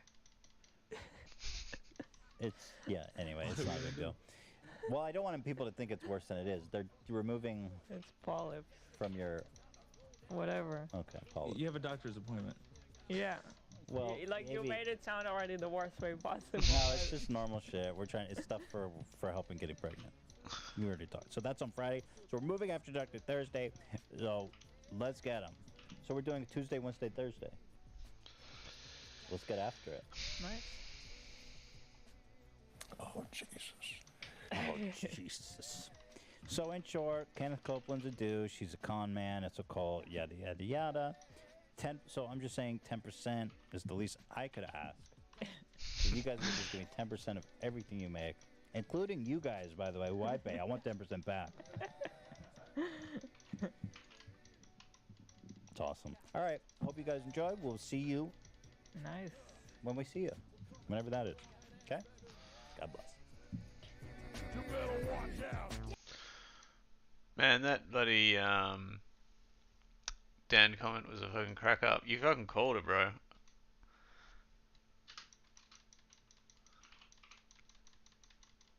I thought Cena, maybe. I didn't know.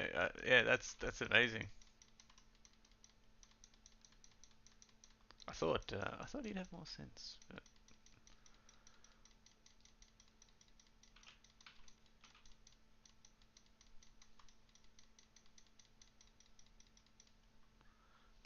I need another rep on.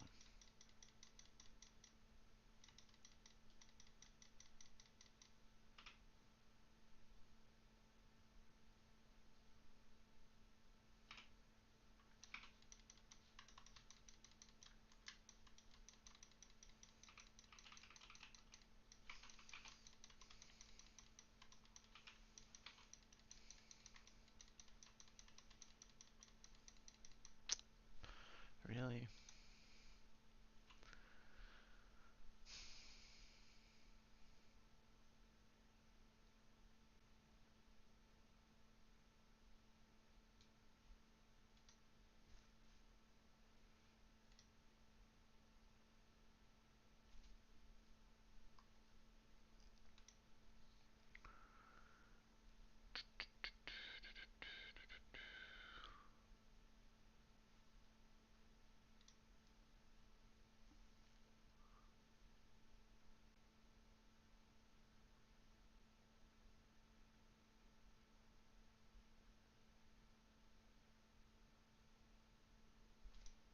We are back. This is Families. Speaking of families, my family is back. You know, Hila and Theodore arrived at 5 a.m. this morning, which means Dad didn't sleep. So tired, so forgive me if I'm sleepy. You look sleepy. Yeah, my eyes are heavy. But we have a great episode here today. Sponsored by Honey, Babbel, and HelloFresh. Okay. Oh, and important show announcement is that this week we're going back to the schedule. We have Families, Off the Rails, and After Dark. We're going. It's all back. Yeah. All the time, baby. So everybody stop worrying. We're back. Okay? Just when Hila's gone, things go off the rails. You know how it is. We're back. One other thing real fast is that this Thursday we have a Teddy Fresh collection coming out. Teddy Fresh on Instagram. You can preview it. Here's one today. We got these jeans. Look at this. Oh, wow. These jeans and this top. Whoops. Is that high-waisted? I don't know. It looks normal to me. You know, there's a bunch of cool stuff coming out. Follow Teddy Fresh on Instagram to find out when it's coming out. But it's coming out on Thursday, 10 a.m. Here we go. We got cool designs, beautiful graphics. This is a floral embroidery that says Teddy Fresh. Oh my goodness. Classic. Classic. You know what it is. Get on over there, teddyfresh.com and teddyfresh on Instagram. Thank you. Welcome back, Hila. Also, shout out to my mom who is rocking the Care Bears. There's still some left on the website. Also, my mom keeps pointing out, and I often forget that you have a pacemaker. Or I don't like, but yeah, there's a pacemaker here. You want to show it off? My pacemaker? Yeah. TikTok. The people are curious. I can't. Is it usual where you can? Oh my God, it's so wild. There's like a big device. It is. It's a device that keeps my heart moving. What's it like having a big device in your body? It's uncomfortable. Do you get used to it? No. Really? No. Whenever I sleep, it just digs into my shoulder. I think that might have something to do with this thing. Oh, my mom's got a bump here too. Did you get any news on the bump? I talked to the doctor this morning. What did he say? I have to see an orthopedic doctor next. But they're not super worried about it? No, I will, you know, they have no idea what it is. My mom's got a bump. She's got a pacemaker. Yes. But, you know, when my mom had, like, did they ever figure out what happened to you? I mean, did mom have a heart attack? Like, what happened? No, my heart just stopped. I didn't have a heart attack. Oh, isn't that what a heart attack is? Is that heart failure? Nothing was clogged. Yeah. It's I have sick sinus syndrome, and it's an electrical charge thing where your heart isn't in sync, and so it doesn't beat correctly. And my heart was going, you know, I don't feel like beating. I'm just gonna hang out a little bit, so it just would stop. So this keeps it beating. It gives it a kick. Do you feel this when it shocks your heart? Do you ever feel it shock in a way, or just doing its thing? If I'm real still, yeah, I can feel it sometimes. Really? I have something else, a cardio issue where my heart skips a beat and it starts going really, really fast. That happens? Yeah. Oh my God, yeah. Mom. I'm gonna outlive everybody. I think so, actually. And Dad's bionic. Dad's got a new shoulder, and I got How's it feel to be old, guys? We're falling apart. Dad doesn't know. Wow. Yeah, I forget you have that pace. My mom nearly died. I honestly thought you were gonna die. Yeah, I kind of thought It was scary. It was for a while. That was a few years ago. My mom was in the hospital, gravely ill. You know, the surgeon actually did more damage than whatever the heart thing you had in the end. Well, I mean, if I hadn't had the pacemaker put in, my heart would have just stopped and I would have, died. So he put it in, but, because I'm so thin, they managed to puncture my lung. Oh God, I forgot about. So they take a buzzsaw. They rush my mom into the hospital. Well, I don't know how they do it. They rush my mom into the hospital. And yes, they did save your life, but they did. I think they almost killed you, because that's when I was really worried about you.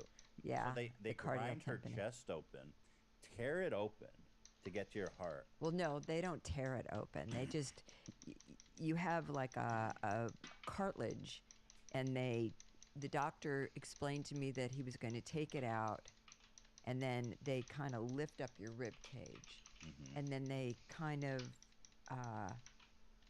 there's 2 wires that go to my heart, the top and the bottom part of my heart. Anyways, they have to put like a straw device. They put it between your ribs, and they thread it, and it has to go into your heart. And he scratched the lung. JC Estevez, I haven't seen or spoken to in years. Oh, really? And because I have autoimmune disorder, what happened? My lung wouldn't refill. Well, I don't think puncturing the lung is generally something that you easily heal from anyway. No, actually, when your lung gets punctured, Oh, Dan, right? Yeah.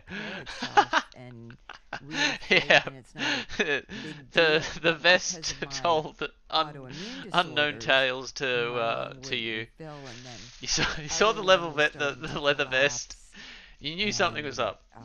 And when I was in the hospital, Never trust a man they kept on taking X-rays who has a of big me, beard and a leather which vest. I didn't understand. And then this doctor comes rushing in. He goes, "Okay, I'm here for the emergency." And I had already had my heart surgery. You didn't know what was happening. I go, "What emergency?" But you were hard at breathing. You were having difficulty breathing at the time. Yeah. You just figured, well, I just had major surgery. Right. And he goes, "Well, one lung is completely Medical collapsed, and the other emergency. lung Medical is exemption, mate. going- Don't is give me losing the shits. its shape, and unless you want to be on a respirator, we need to Dude, take like, you I into couldn't even surgery imagine what now." that would be. And the nurses will. I mean, I "Doctor, could when do you understand wanna it for prep someone her?" who's And he like said, older. "Yesterday." You know, there might be a health concern, So they or you know, whisked me they away to the don't respond table, well and to they the thing. they But stuck a hose in me. you know, he's as fit and as you then all like. this, you know, because when your lung is punctured, you get fluid and it's blood. bullshit. Anyways, all that had to be emptied out. Definitely. And then they try to refill your. The thing where they put a tube in your mouth and sucked fluid, or No, it was just into my lungs. oh, they did it out of your back, right? Right. They stuck me in with a needle, and then they had to take a small tube into a bigger. It was a bigger tube. Terminal into a smaller fuckwit. tube. I don't remember. It had to be really- Out of your lungs. Yeah, definitely. Right, but that was Definitely. Gotta like a dodgy doctor. It was just crazy. But I'm glad. I mean, Yeah.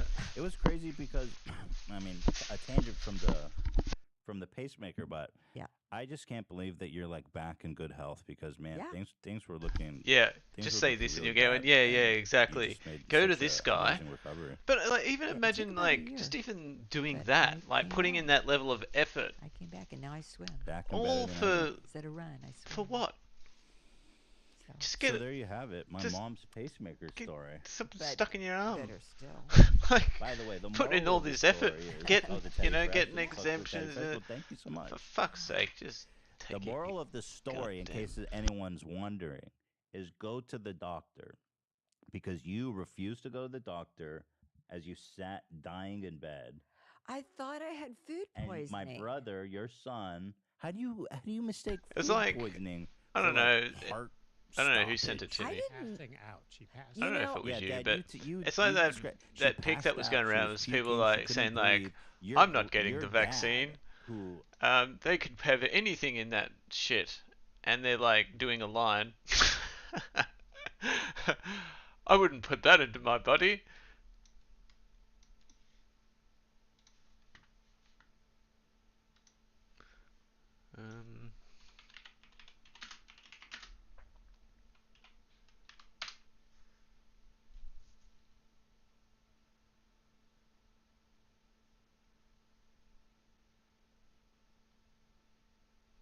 Ooh, I haven't seen this one. And then you hear rumors.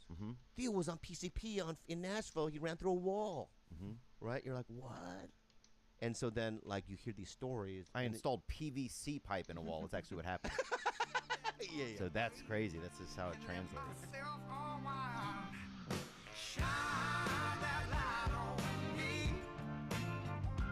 I'll sit and tell you my stories. Shine on me, and I will find a song. I will sing it just for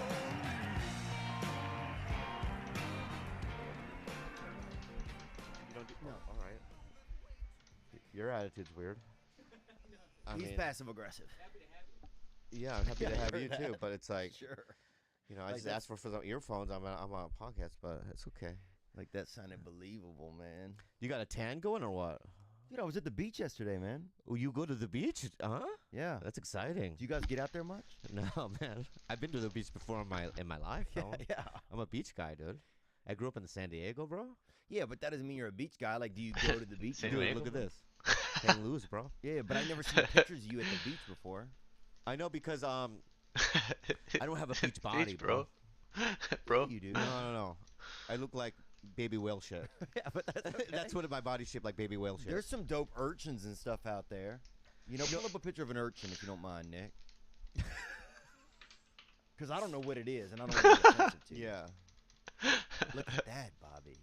Yeah. Oh, wow. That's definitely you. One time I saw it. I was in the water, in the ocean. That's definitely you. Yeah. It was a blobfish. Ooh, I could see that. Yeah. And it was complaining about It something? was complaining about something. It had the glasses and everything, dude. It's a fucking urchin. Yeah, we started it. This is your Bob's Day party, man. Fucking hell. Oh shit! I didn't even realize you even did that, bro. Oh fuck! I feel so fucking grateful. I think that's the word to use, man. Thank you so much. You put Bob up here like this, and then and some happy birthday shit that you got at Vaughn's. We got it somewhere. Yeah, Safeway or whatever. You know, It's definitely it's not It's homemade. What? It's not homemade. Yeah, I'm used to homemade birthday stuff, but you know. Dude, are you feeling? Have you started to feel? I've been starting to feel older, man. Bro, let me tell you something right now, dude. My penis. That's how you know. My penis, dude, it don't work correctly. I have heard this F before, but Really? it's fucking brilliant. Like, how does it work? Like, if when I pee, I have to concentrate. Like, isn't I that have like to a focus. martial art or something? Isn't that like No. What do you mean? You get like a white belt with it. No, but I Oh, feel fuck. like if you concentrate hard enough, you can almost. That's peeing. You can't just pee. You have I know, to- but before you would just go, I'm gonna pee, and it was just like a natural thing. Oh, yeah. Right? It's like breathing. You just naturally do it. Yeah. But sometimes, like last night, I had to go. I know I have to pee, but it's clogged up. Maybe it's cum. Ooh. Maybe it's clogged up with cum, but it's like. I heard you the first time you said it. I know, because I had jerked off. You know how I jerked off before that? And it didn't come out, but you still felt No, it the go? cum came out. Oh. Thick, pure Korean cum. Oh. yeah. It's And that's a milky. delicacy, I think. yeah. You know what it looks like? It's like that foam. Cappuccino foam. Wow. Yeah. You know, you get a nice cappuccino? Yeah, that's what it looks like. Yeah. And so I was yeah. coming real good. Yeah. And like, you know. Somebody told me black guys cum has music in it. Yeah. Jazz. It's like jazz blues kind of a thing, yeah. It's like Thelonious Monk. Yeah, that's what it is, yeah. It's got a little Leon Bridges. Yeah, man, It's I'll put it up. thicker, too. I've tasted it. It's thicker. Oh my god. yeah, it's a thick, good stuff. Well, it was a fat black guy, so maybe that's fat black guys have thicker cum. Oh, I'm sure they do, Yeah. dude. Even just by looking Sure at them, they you know do, they're dude. not. Yeah. It's got diabetes in it for sure. Well, they're not. They're definitely throwing a creme, you know. Yeah. A creme brulee, you know. Yeah. Anyway, I masturbated last night in the bathtub, and Did you? Yeah. And was your wife in there with you or no? No, she's sleeping. Okay. Yeah. And she's not my wife. So I was masturbating in the bathtub, and you know what sucks about masturbating in the bathtub? It drives me crazy. You come, right? Is this too blue for the show? I think it is, but it's too blue for me. Nick's fine. Yeah. Nick's over Nick, there you okay? licking his lips. Yeah, Right. Nick just put an apron on. So then I had it in my hand, right? And so what I do is I clean it later. You know, it's like I'll You do just it later. save it in your hand? No, I don't save it and let it dry. No, that's crazy. That's crazy talk. Yeah. That's No, crazy. on the side, I just wipe it on the side. I clean it later. On the side of the tub? Yeah, I clean it later. Right, so I put it on the side of the glove. You've never cleaned anything later.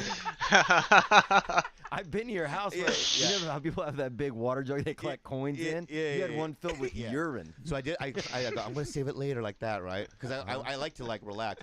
But what the worst thing is that then I looked at my pee right, and there's still a couple. You know what I mean? Oh yeah. Just like like sea monkeys. Yeah, like people on the roof during Hurricane Katrina. Or they're on the tip of my penis, and they were doing this, and I'm like like, his car. Yeah. yeah. So yeah, like one of those things. That's what it looks like. One of those things that you see at a car dealership. Yeah. And so it was doing this, and then I just let it float. And I'm thinking to myself, do they think it's like the ovary? Like, we made it. Oh, do they think you're the ovary? No, the water.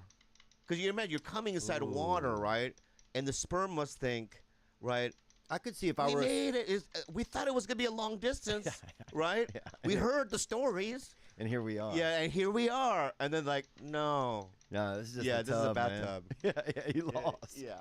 So then after I do that, and then I try to pee. I guess maybe it's just not old age, but it's wrong. We heard the stories. What I don't like is What don't you like? well, first of all, when I was young, if we ejaculated, my dad made us bury it in the yard. You know? It was like a religious thing, kind of. Because my dad was really religious. What you mean? So you would dig a hole, and then you would come into a hole, No. or If he caught us that we'd ejaculated onto something, or ejacked onto a cloth or something, or into a little something. Maybe my sister had a little thing of cups and cupboards or some little game, children's game thing or something. Then he would make us. If he busted us, he would make us take it out of the yard and bury it in the backyard. Yeah. What if you buried it and all of a sudden a little Theo? You know what I mean? 6 months later, just a little Theo just came out of the ground. Yeah, look at That would've selling been used cool. cars. Yeah, and then my mom bought a Dodge Neon. She did? No, she did eventually, man. Yeah. Man, I remember when she got that Neon, bro. We thought we had made it, son. Really? Oh, dude. When mom got that Neon, dude. My brother and I slept in it. She let us sleep out in it the first night we got it. Yeah. It's a nice. How many cars did you have growing up? Let me see. We had a Volkswagen. We had a station wagon, and somebody stole the back door off of it. And then, so then we got a Volkswagen Rabbit, which was like a really small I car. know, yeah. It's a nice Very one. dangerous. They backfire. Like, can you pull up a picture of that? Dark gray. What year is this? 19. Any of those look good on the top row, I think. Yeah. 87. Oh, that's it. Wow. Dude, and It's mom, a box, man. That's cute. And mom would drive that thing, dude, and it would be out of gas. She would drive it on sheer anger, would freaking propel that car. Yeah. And we had a Corvette. What? My mom had a Corvette, and you know what my dad had? He had a pedophile white van. Ooh. It's just a white van, right? And he would go around, and I don't know why, but he would always go past schools. What is it about? I think there's a lot of secrecy inside of Asian men, older Asian men, where, you know what I'm saying? No, I don't. Well, please explain yourself. I will. A lot of white men and blacks too. I'll say it. And others, Slims, everybody else, Slams, people from the desert, Sand Christians, everybody. They are they're more outspoken with what's going on. I feel like a lot of Asian people keep things very close to the vest. Like, you'll see a guy with a van, but no particular reason. You never know. And then years later, on his deathbed, he tells you he was, he's been running a baseball card shop across town. And he never told right. anyone. Smuggling opium. Yeah, or smuggling opium, or doing. Well, you guys don't do a lot of you guys do more sex offender indoor. You don't do like kidnapping, that kind of stuff. I don't think, huh? Asians? Well, no. Let me try to think about that. Because the Asian man's not going to be able to catch a white kid or a black kid. No quick fucking as way. fuck. No way. I think that very offensive. Dude, bro, Asians are quick as fuck, bro. The reason why you don't even know is because we do it so quick. Mm-hmm. They don't know. There's no witnesses. Come here. That's how. You know what I mean? You know what I mean? And you know what I mean? Come here. And we molest quick. Ooh, now that like that, right? Like, you know what I mean? And then we bury. You know what I mean? Yeah, so we're quick as fuck. Yeah, that's why you don't see it. Yeah. But I've never seen in the news, especially in America, right? Asian man, you know what I mean? Yeah. Molest, or Asian man goes hog wild. Like sometimes Asian man, white people touchy younger. Right. Right. Or sometimes Goddamn white people go same hog one wild in a mall. twice. Yeah. You know what I mean? With a machine gun, like whatever, right? Yeah, you never guys- see Asian dudes older dudes doing that. You guys keep your crime, I feel like, very close to the vest, and then at the last second in a deathbed whisper, you tell it. Asian man goes hog that's all wild. the kiddos. You know? Bobby, I killed 9,342 people in my life, or something like that. And you're like, what the fuck? And then you just die. Yeah. I think that's the way to do it. Yeah. Keep your shit to yourself. Well, you guys come from a long history of keeping secrets and tradition, honor. An Asian man will die.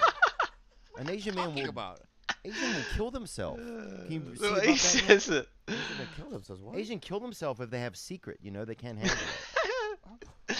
If they have secret. Seppuku. Right. Harikari, an alternative spelling is a ritual suicide in traditional Japan. If someone kills himself. I know, but Theo, white people kill themselves too. They just don't do it differently. yeah, but we're just stressed about something. Yeah, or- that's why you think they're having a happy day. We don't have a forest. Yeah, we have a forest in Japan. Right. Yeah, that's true. Right, that's true. But you guys have it's more of like, I'm going to go over here and take my life quietly. I'm not going to bother anybody. White guys like, hey, look at me. You know, Right, I'm right, shooting right. people at Eclairs. Yeah. You know? I think because Asians, especially my parents and my family, you know, we want to assimilate. Yeah. And we want to just, you know, don't be bothered. We're lucky to be here is the mentality, I think. Wow. Yeah, we worked hard to be here. We're going to just make our money, and we don't want to cause any trouble, you know. I think the new generations of oh yeah, are like now vocal. They're out there protesting and very vocal. But I'm in the mid ground. Like I kind of was influenced kind of by the Asians that immigrated here, right? So it's like I still have that old school, you know what I mean, mentality where I don't want to. Like last night, I ran into this fucking happened, man. You can say it. Tim Robbins, a Chad. Oh really? You know, I rarely go out, bro. Somebody from Chad? Yeah. You mean a black guy? No. You know, you've heard of Chad and Karens? Right. So people that get upset about stuff. Yeah. So last night, I look at my girl and I go, because I'm down to 1 pack of cigarettes a week. Are you really? Yeah. So I smoke 1 pack a week, and I had run out of the pack. So I'm like, I think I need, and I started smoking like the butts.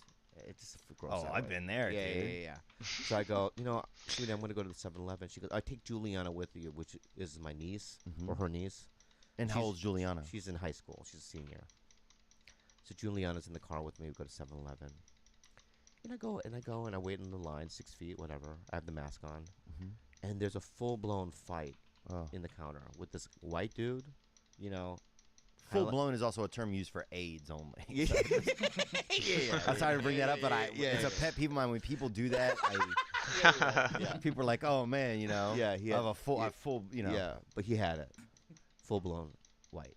Really? Yeah, and he was like, the guy was, Mister. I don't know why, but immigrants love to say that. Yeah, Mister. You know what I mean? Yeah. Yes. So, Mister, you need to wear a mask. We can't serve you, right? And he goes, fuck, you guys are all sheep. You know, he's like doing that in the store, right? I'm sorry, Mister, right? And then he goes, well, I'll buy a mask. So he bought a mask. And he kind of put it on his face. Oh, I hate that. Yeah, right? Like he put it like on an eye. One of the straps wasn't even around the ear. Yeah. He's like, no, give him my beer. Because he was buying beer. Oh. I'm just sitting there and I go, we're good. Don't say nothing, Bobby. You know, like that internal dialogue. And so he kind of leaves. I order, and he stands by the door. I don't know why. He has his shit. Yeah. And now, what do you feel like he was waiting for? Because he was already angry at what the guy who worked there. Yeah. And that man was Asian. No, the Mr. guy. Yeah. No, he was Hispanic. What? Why do you sound like that? Then? Well, because I think that you know what's fucked up when you say they do that though, is no matter what accent I do, right? Hello. Yeah. They go, why are you doing an Asian accent? Right. People always do that. Oh yeah, because of you're my Asian. face. Yeah. That's true. Yeah, so it doesn't matter what I Good do. call. Yeah, it could be Right. anybody. That's you. That's on you. Mister. Yeah, so Mister, right? So then anyway, he waits by the door, and I order my shit, a cigarette, I put it in my pocket, and I'm going to the door, and the dude opens the door for me, and now his mask is off, because he bought his shit already. He's like, here you go, sir. Right? Now you feel like he was welcoming, or he was No, like, I think he was trying to be nice. Okay. But then I'm like, no, dude, go ahead. No, you go in front of me. Right? I go, dude, no. Bro, you're not wearing a mask, I said. He goes, I don't have it. He goes, I don't have it. Like that. Right? Now I look at Juliana in the car, and she has her mask on, but I can see her eyes. She's like, what the fuck is going on, right? And I go, and then what do? He goes, it's a hoax. I go, you know what I do? I lie. You lied to him? Yeah. I go, my friend died from it. Right? He goes, really? Why? He goes, I don't have it. And then I made up a name. And I said 2 first names. My friend David Jose. That's what I swear to God. My friend, I said 2 names. First name. My friend David Jose died from it. He's like, I don't have it. I go, go ahead. And we're having a full-blown fight, bro. Full-blown fight. Julianne's in the car, freaked out, right? Fucking So David he Jose, finally relents and he just leaves, right? And all the Halloween candy just came out. That's the worst time to fight it, like the CVS, dude. Right. Okay, so then I go outside and I run the car, open it, and then he comes to the car. And so I remember Juliana just trying to figure out how to lock the door. Yeah. It was a whole thing. I don't have it. Fucking liberal piece of shit. Whoa. Yeah, me, right? You fucking, you know what I mean? You're a fucking sheep, you know? And he kind of looks at my driver's license to see, like, what my driver... I don't, like... More of a silk. I wouldn't call you a wool. You know what I'm saying? It'd be insane over there. Yeah. There he is right there, David Jose. Yeah. Rest in peace. David Jose. Dude. That's a David Jose. Yeah, there is, dude. I didn't know, man. So that guy died. Yeah, he That guy did. died from the COVID. But, Damn. yeah. So then I got in a car and drove away, but my adrenaline was rushing, you know? And whenever I lie, I feel guilty, man. You felt bad about lying to that Yeah, man? I go, why did I even have to say that? You know what I mean? But I wanted to prove a point. But then it's like, you know, then you think to yourself, right? Listen, like, what's real, right? And then you go back to that movie, The Social Dilemma. Did you see it? The Social Dilemma? Yeah. Is it with Jason Bateman?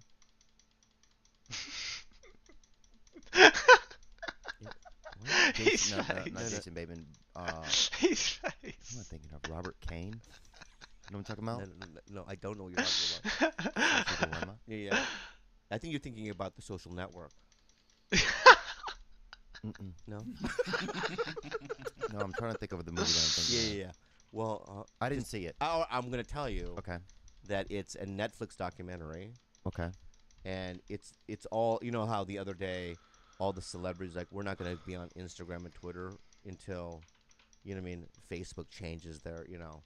But basically it's how social media, right, it's done some good for our country and our world, right? Very little, though. People say that a lot, Yeah. and it's like people have connected that haven't talked to each other in years. Right. It's like organ donors have been found. It's like, dude, if you go outside with a decent organ, bro, somebody will find you, dog. Yeah. You know what I'm saying? But mostly it's caused Someone will polarization, find you. and a lot of hate.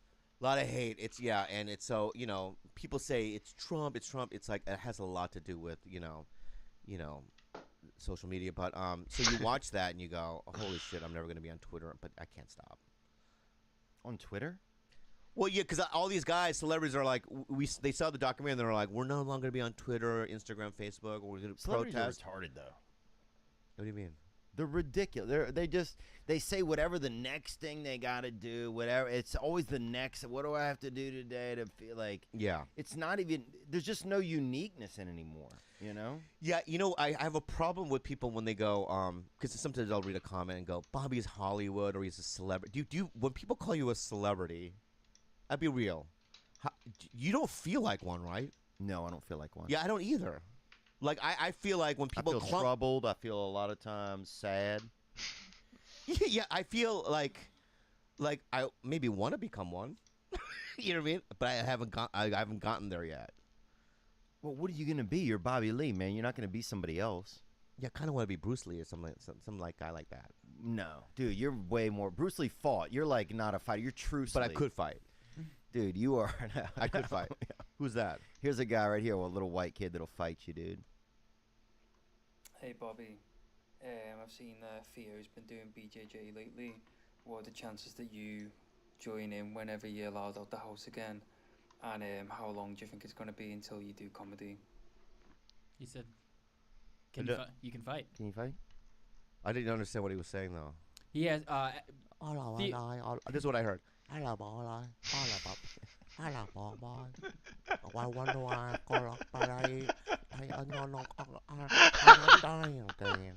That's what I fucking heard. Dude, that's Charles Dickens, bro. Okay. I don't even know who that is. That is not the guy. I think I've heard of him. Great grandson. Yeah. That's Chuck Dick the I Third. literally didn't understand what the fuck he just said. Tell me what he said. Nick can translate. Theo started doing jiu-jitsu, and he's wondering. That's hilarious. And then he's That's wondering, hilarious. I'm a female strawweight right now. Yeah. It's just funny that you do jiu-jitsu. Dude, I am not that good at it. Okay? Yeah, I can tell. And I'm not also Don't do bad it. at Stop. It's ridiculous. Bro, Why? Because you know because you're in cahoots with fucking Shab and Eddie fucking the Twister fucking. No, that guy's insane. What's his name? Eddie. I'd like to think. I reckon Boham. you'd have the same reaction if I said Yeah, I was Mitchell. doing Brazilian Eddie Mitchell with What the are you doing Twister? that Oh, for? Bryce It's Mitchell's a ridiculous. killer. Look at you. That you have a gi and everything, bro. Ridiculous. What are you doing? Stinking up my car right now. I know, dude, bro. Stop doing it, dude. It's just sad. I had to stop for a week because some of my ribs got really severely bruised. So I've been fighting 2 women, and I'm almost beating one. What have you learned to do? Because I wrestled in high school. Yeah, dude, you know how long high school was, dude? It was different when you were in high school. They didn't even have they didn't have a lot. The laws were different. I know, but I still know how to do like a double leg, a single leg, and a fireman's. Oh, dude, fireman's is out now. It is? Yeah, it's fire persons now. Oh, They changed it. They did?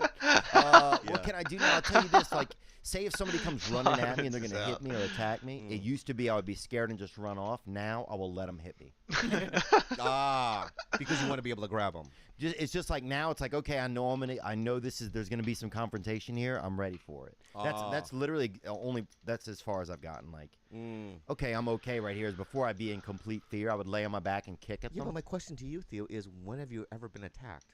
That's an excellent question. Have you seen but you've never been people? attacked. Have you seen BLM people attacking people that are having appetizers? Attacking senior citizens trying to finish a shrimp scampi outside of Baltimore? You seen this? No, man. I don't want That could be is you. it upset me? Huh? That could be you. No, it's not. It's just like angry white people with bullhorns. Dude, BLM's got those rallies have gotten so bad, black people aren't even showing up at them anymore. They are? No, black people are like, this shit is lame as fuck, dude. First of all, my girlfriend went to one of those. No, the protests are I totally get. That's a different thing. Oh, I don't know. People attacking senior citizens trying to polish off a fucking thing of grilled Brussels sprouts outside of a fucking Dave and Buster's. Well, there's got to be a reason why they did that, though. I need know to know it's the just those things where backstory. they're chanting and going down the street, and then they get angry at people that are eating outdoors. Yeah, it's getting, it's like on both sides, it's getting out of hand. Oh, dude. All those people that are fighting in the park and throwing, like, water balloons at each other and stuff, all of this stuff is not. Yeah, this isn't about anything, it feels like to me. See, this is where they're just yelling at people that are trying to finish their salad. All right. Yeah, first of all, you don't even know their backstory. Yeah. You mean it's like, you know what I mean? Well, the white dude could have just got out of fucking the hospital from cancer, right? They may have black children at home. Right. And then the woman, right, has a week to live because she has some sort of weird, like, skin disease. Yeah. Right? And they're like, let's have one meal together. Right? But it's Corona, baby. No, let's go to fucking Luciano's. It's like, let's risk it. I have 2 T-cells left. And then all of a sudden, you know what I mean? I want to risk them. Yeah. They just ruined their fucking last days on Earth. I got 2 T-cells left. I want to risk them for this calamari outdoors. You know? Yeah. And share a plate. Yeah, people have to learn how to, like, realize that, like, not every... First of all, there's not 2 sides. Agreed. Okay? That it's so complex, right? It's crazy. What you believe, you know what I mean? People's personal lives, it's so intricately complex that there's no way to put people in categories and boxes, right? So it's like you can't just make assumptions about things, right? And that's where we are in life. And I do the same thing. Like when I see like hardcore right-wing, Trump supporters, right, say some fucking crazy things, immediately my reaction is to attack them. But then it's like I have to look back and go, and I'll go on their like Twitter, and then they have dogs. Yeah. Right? And it's like, I love dogs. Anyone that loves a dog, right, to me is like, has some empathy and love in their heart. Yeah, but they're probably mistreating them. You just don't know. It's like, that's where we are in the world, so it's like... Well, it goes back to social media. I think a lot of that stuff is just fueling people to be, keyed up. When I was young, you had to get coked up to go do some trouble. Yeah. Now people are doing a couple of hot tweets, and you're out there fucking throwing an axe at somebody outside of a fucking abandoned Applebee's. Like, yeah. Yeah. And then it's like people fighting for like these politics. Like, I don't know. I never understood going that crazy for politics. Just go vote. Yeah. And that's all you have to do. Yeah. And also, it's like go vote, and it's like you have to understand that it's like that you have no real. The only things that you can control are the things that you can do. Yeah. Right. Talk about it with David Coe? No, I don't think so. It's out of your hands, and we worry about these outcomes that. I wouldn't have my watch history here anyway. And yeah, like we have some of influence over it. Yeah, I mean, should I chuck it on?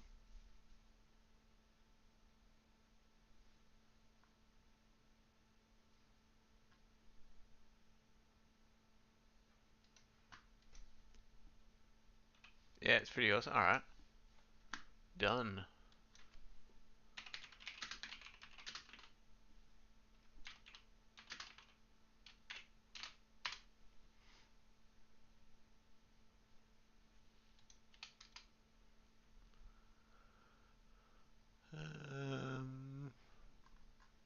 I guess it's just the first one. You don't use a mic now? In your world, you don't use a mic? I'm putting my headphones on. Oh, my bad. Why so aggressive? Yeah, why you... I'm just asking. I'm not... I love you. Don't... Come on. Don't be like that. Don't be like... Okay. I won't be like that. I didn't even sit down yet.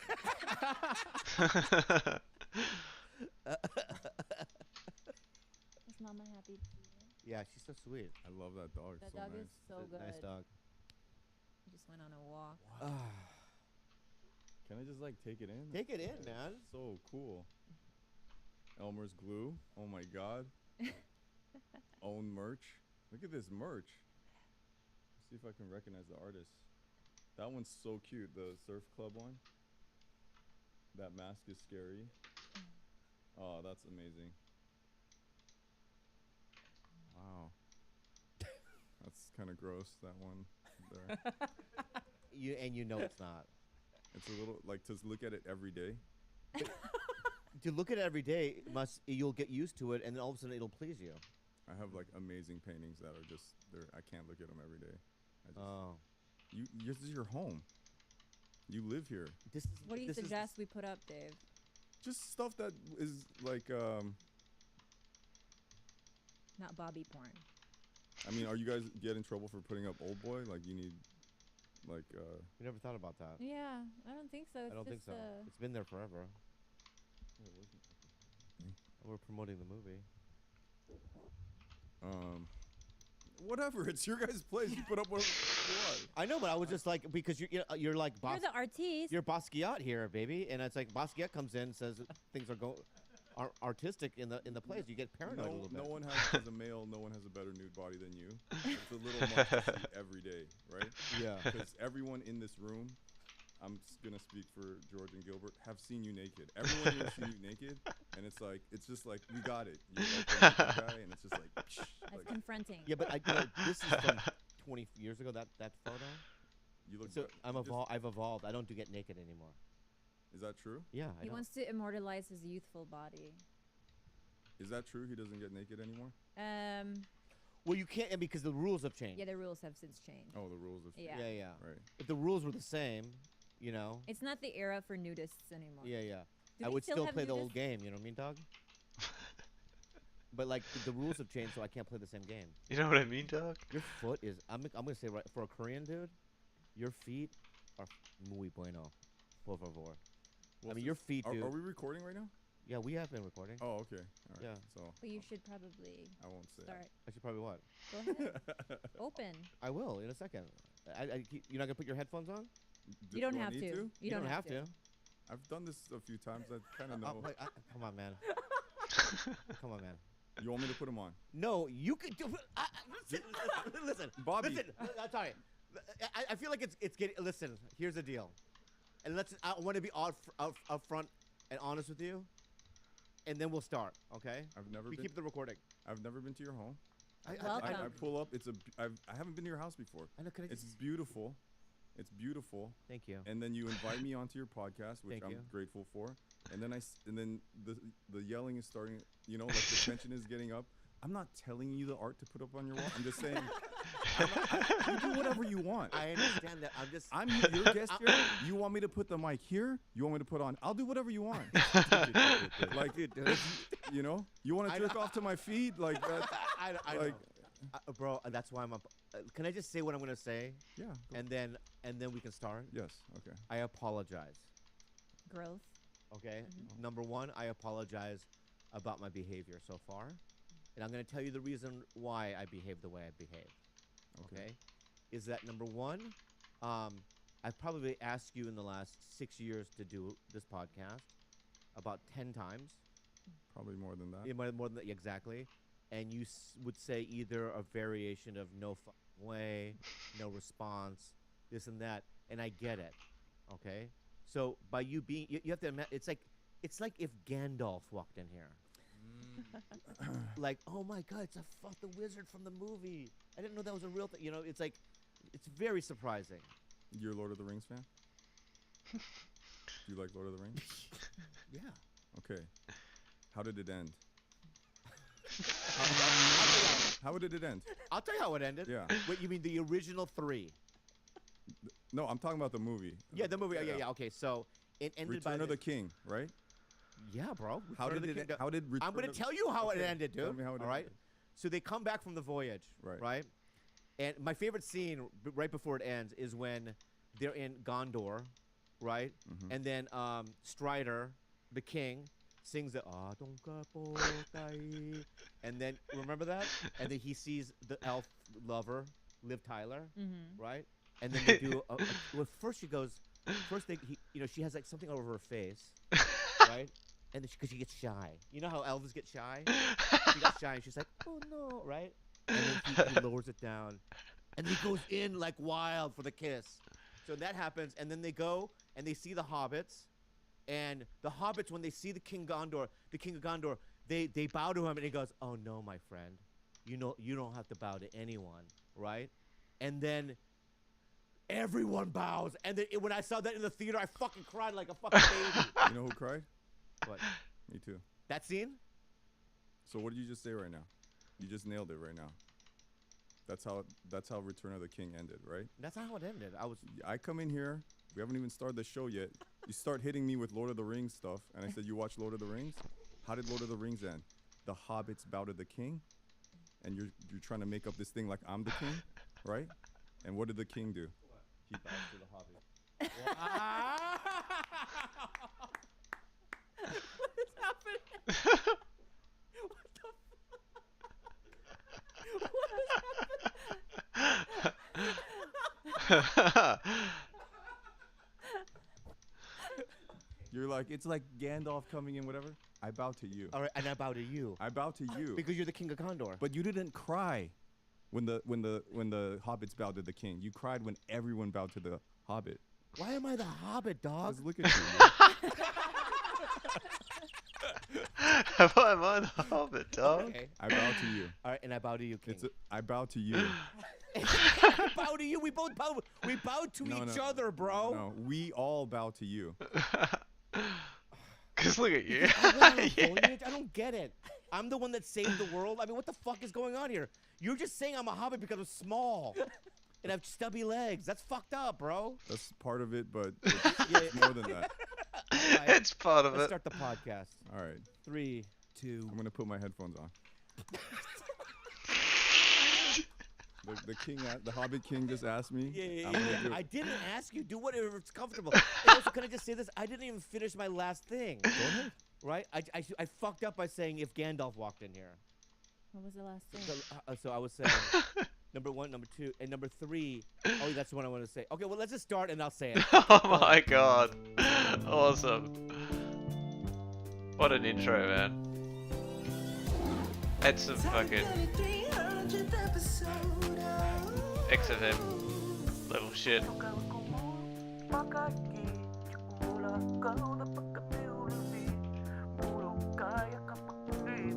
Well, 3, 2, 1. Welcome to my podcast with my girlfriend. Our podcast. Our podcast. Tiger Belly. Our 300th episode. What an exciting.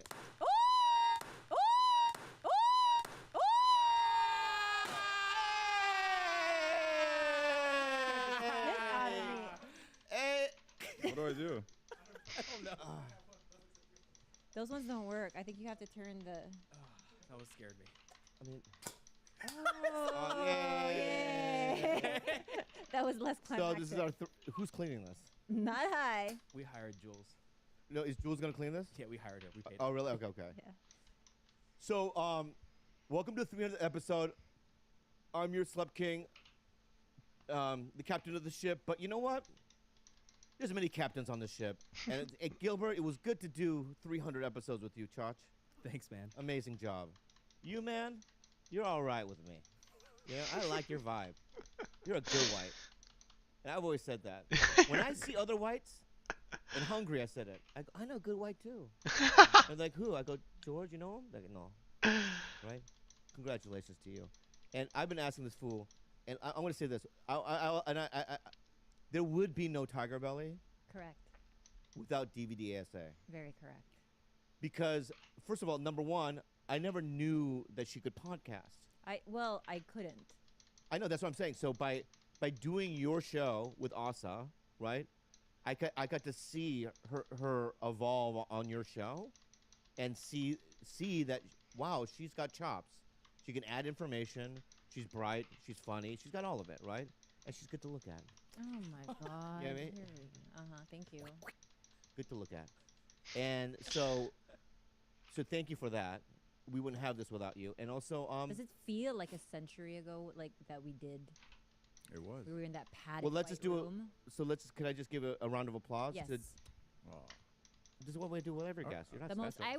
I would say the most special guest we've had in all of.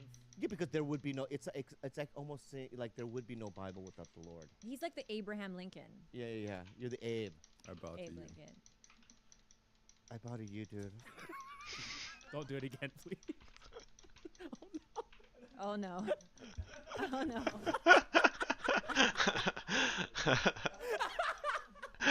These two fucking idiots. They are bowing. Awesome. Here's what I want to say. I want to say this. Also, when you Wait, say it. Say his name. David Cho, everybody. Yeah. Thank you. So when I saw you park your car, come inside the house, and we talked, and we're walking in, I literally don't recognize you. I know your face, right? Because you're a Korean. You have a big head, right? You got that face, right? But I just didn't know what kind of Korean I was watching because it's like you're completely different. You've lost weight, first of all. You look nice. Thank you. Right? And your demeanor is completely different. Before used to be like the Tasmanian devil. You know what I mean? Walking into a room. And now it's like you're just calm. You're very That's a projection. I'm just gonna go ahead and stop that. Dave has never been a Tasmanian devil. You were that. Dave's always been way calmer than you. He holds his hands. Thank you, Kalila. Appreciate that. You I was just described yourself to a T. I was projecting. Yeah. And I apologize. Okay. Even though it was only 5 minutes ago, do you remember the first word out of your mouth when I got out of the car? What do you say? We need to hang out more. That's what I said? Yeah. Like almost as a throwaway. And then like as you were undressing me with your eyes. I wasn't doing that. You were just like staring. I was not. You were staring at me you. like That's fucking absurd that you would say that. You weren't like staring at me like in a weird way. Not a sexual way. I didn't say that. All you right. were just whatever you were. I was looking at you, and I was like analyzing. Head to toe assessment. And as you were doing that, you just threw out a quick, we need to hang out more. And that was a good thing. Yeah, and so can I ask you a question? Go ahead. Why aren't we better friends? I want to hear this. Interesting. What an interesting way to start this thing. You could say, I don't want to answer that question, and we can move on. No, I'm not. Let me say this, my friend. Yeah. I'm a lot of things. Yeah. What I'm not is a coward. What I'm not, bro, if there's a fire, I'll run through it. Bro. Okay? So I'm going to address it full force. Gets real straight up the bat, yeah. Right? We are good friends. Are we? No. The train hit you. The train just hit me. No, okay, let me just say this, okay? Is it my desire in my heart to be better friends with you? Yes. Did we just go through a pandemic? Yes. We didn't see anybody, right, Kalila? Just let's throw out the pandemic stuff, because even pre-pandemic. I'm going to go ahead and side with Dave here. I think you're a difficult... this is insane. Well, this is something... You're a difficult person to get close to because you are... What do you call it? That avoidant... There's a certain, like, term they use in therapy. But you throw out a lot of yourself to people as a way to keep them at a certain distance. Do you remember meeting me? Do you remember how we met? 100%. Do you remember? I do, but I would love to hear how you remember it, and then I'll tell you how I remember it. Okay. Do you want me to go first, or you want to go first? I'll go first. All right. If I may. It's your show, dude. Okay, thank you. All right, so it was at the 101 Cafe. Yes. Okay. I was sitting there by myself because I lived on Beechwood, so I used to go there all the time. It was late at night, and from my peripheral vision, I see, and I don't take this the wrong way, a Korean warlock. Don't take this the wrong way. You were dressed in some sort of garb. It wasn't like human clothing, like American human clothing. It was like a galabia. It was like a fiesta, right? But from the future and the past. It was crazy. It was like he was wearing stuff, right? I mean, you weren't. There was a poncho for sure. There were just things going on. You probably weren't wearing any shoes, nail polish. And from my periphery, I go, am I imagining this? And then I kind of looked, and I go, no. And also, I know who that is. Yeah. Immediately, I knew who that was. I go, oh, fuck, that's David Cho. He can dress it the way he wants to dress, right? Because if you were like a gardener, it'd be weird. But, you know. That'd be dope, actually. That would be dope. You're right. So, and then you came up to me. Mm-hmm. Yeah, you came up to me, and I think you put your arms around me. Yeah? One arm. And you go, hey, man, do you know who I am? I think that's... Oh, no, you said, hey, bro, I'm a fan of yours. And then I go, oh, shit, me too, I'm a fan. You know, and then you sat next to me, and that's all I remember. I was soaking wet. Yeah, you were wet. I was soaking wet. I was wearing a suit. Yeah. Much like this one. But you weren't wearing other garb? My brother had just gotten married 2 hours ago. What happened to the garbs? It was one of those parties where everyone threw each other in the pool. So I was with my brother and my friend Harry, and we were all wet. And it was like, my brother just got married. It was late. Let's go eat again after eating birthday. But you weren't wearing any other outfit? I'm sure I threw a poncho over the wet. Oh, okay. I There don't. was something going on. I was wearing something, I'm sure. Okay. And so I'm sitting uncomfortable in wet clothes and a poncho. And don't take this the wrong way. Okay, don't open. Listen. Don't take this the wrong way. Here's what I hate when people do that. Here, just real quick, okay. A Korean warlock walks in. A Korean. Look.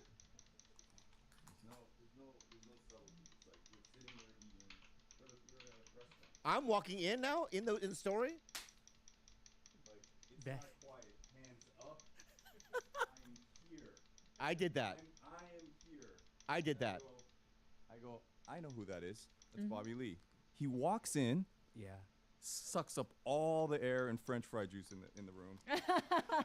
I'm like, not only do I know who this guy is, everybody knows who this guy is.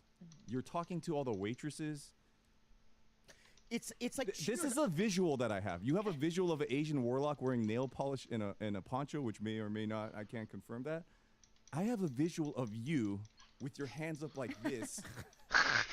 I'm like, this guy is fearless. I don't know if he knows those people at that table.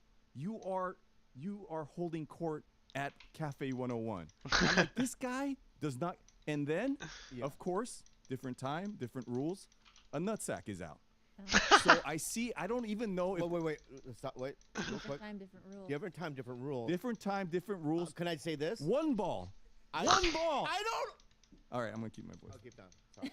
Not two balls. From where I was, I could see it was one ball. I don't open up relationships with my sack out. I don't do a sack attack. I don't think you knew who these people were at this table. There was a Caesar salad. There was. I walked up to a random table with my sack out. Is that you what were? saying? You were loud. I was loud. You were very comfortable. It was like you were at a comedy club. You were joking with people you knew, and as you were being loud, people were like, "Hey, Bobby Lee," and you would just go over there. Oh, how you were annoying. like, Zzz. But it's your neighborhood. Yeah, it's your hood. I had been there for decades. I have a very clear vision. I could paint it right now. Yeah. Of you standing at the edge of a table.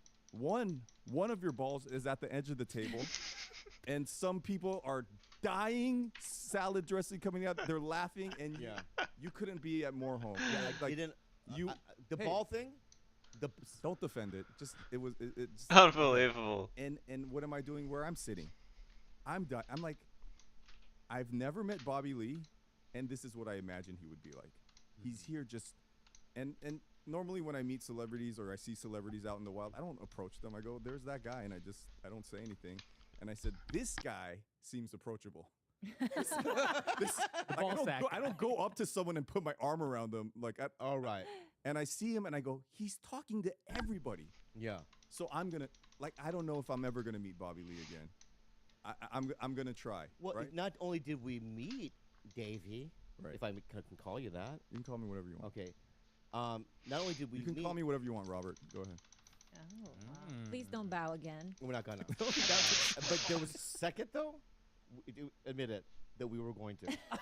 Yeah. Yeah, I know. I felt looked it. at your eyes. I felt me going forward, but then you stopped it. Thank you so much, because I don't want to go that back. I sat there with my brother, and inside I felt, this guy is very unsafe.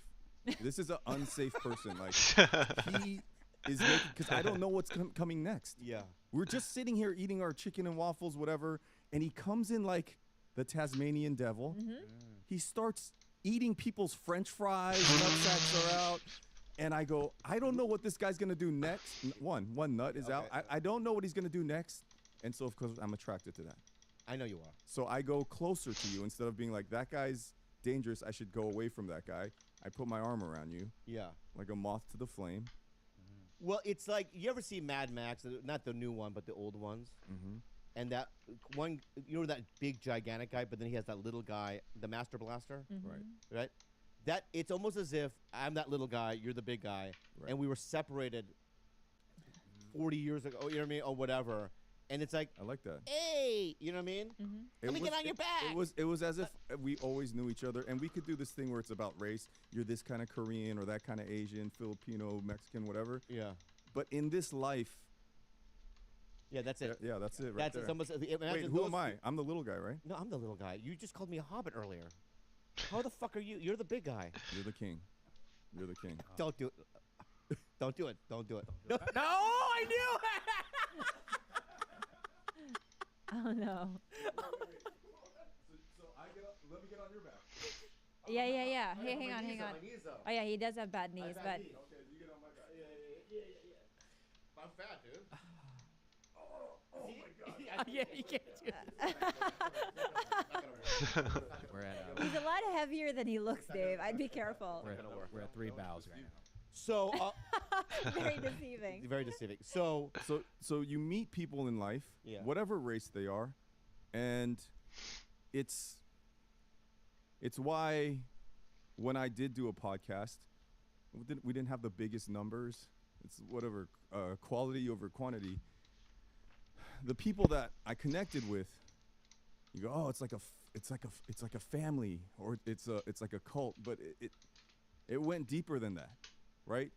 You connect with the outcasts, right? And then you just know, and then when you meet someone like that, you're like, that person's unsafe, I'm unsafe, we're all fucked up, and then the fucked upness meets with each other, then you just feel at home, right? I met you and I was like, I don't know him because I just met him. Yeah. But I feel like I can tell him anything.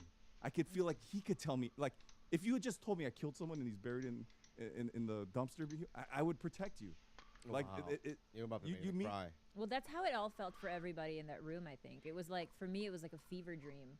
And I wasn't exactly, I was like you. I was just in as much chaos as everyone else. But you're right. It did feel that way, Dave. It was like, oh, there's no judgment. We can just be our most fucked up selves, you know?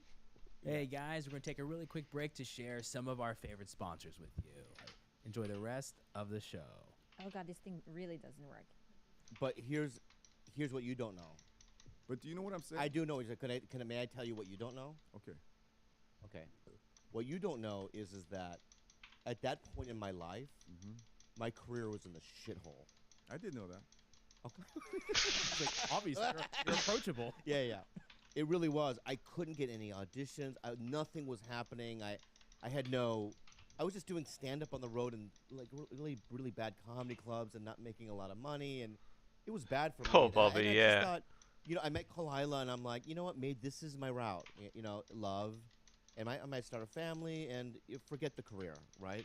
But when I met you, it was like the perfect timing, and that's why I really believe. And if people are gonna balk at this, but they're gonna say, but I believe that things happen for a reason, and you meet certain people for a reason. Because not only did you help me by being on your show, which gave me, Kalila and I, the idea of doing Tiger Belly, but you saved my brother. You saved my brother. My brother, his life completely changed after meeting you. He was a guy, he's like, Steve, he's a great guy. I love him. He's a great heart, super talented, and just funny, and he's everything to me, right? But at that point, he was directionless.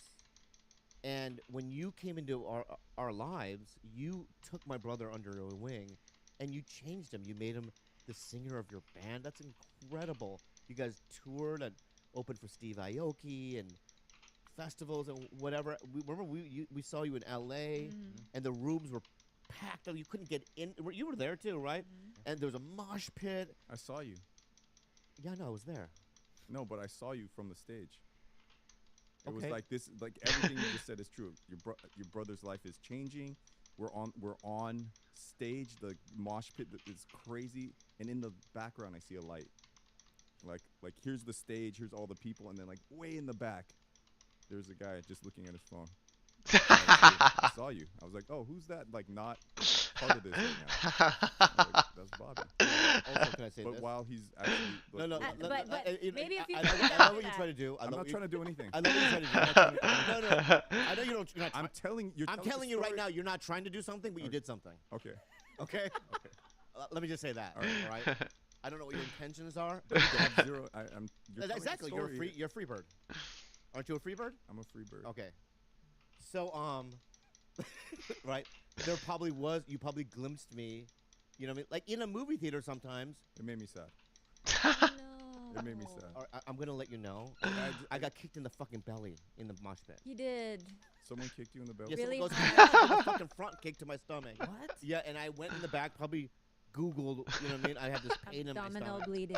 Yeah, I mean, you have no idea.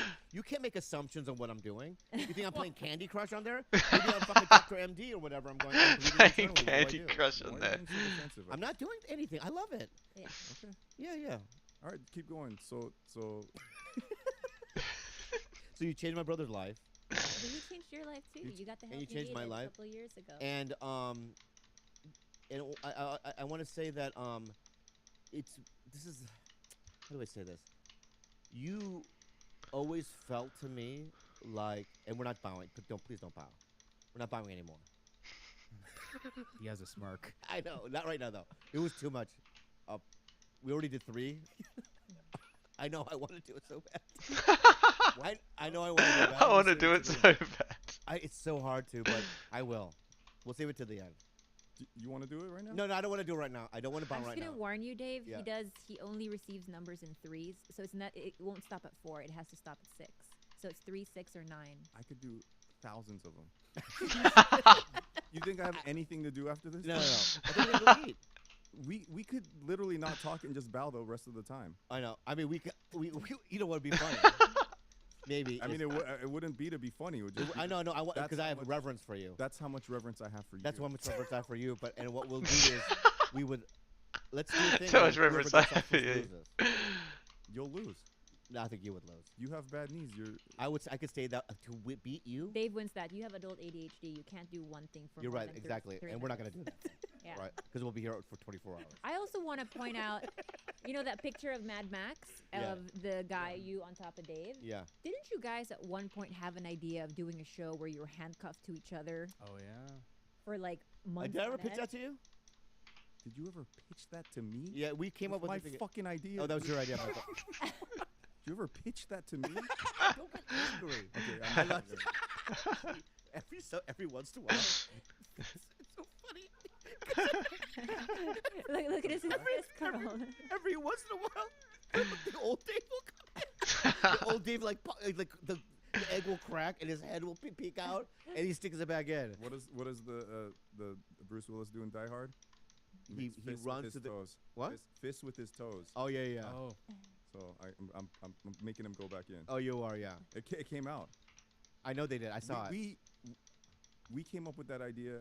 That's I right. think I'm pretty sure it was my idea. Then we riffed on it on the podcast, like we fleshed it out. I think let's. So there's no argument. Let's just go 50-50 on it. Okay, 50-50. Okay. And when you just said, "Did I pitch you on it?" Something happened in me. And you saw it. I understand that. But he's gone. He went He's back. gone. I know.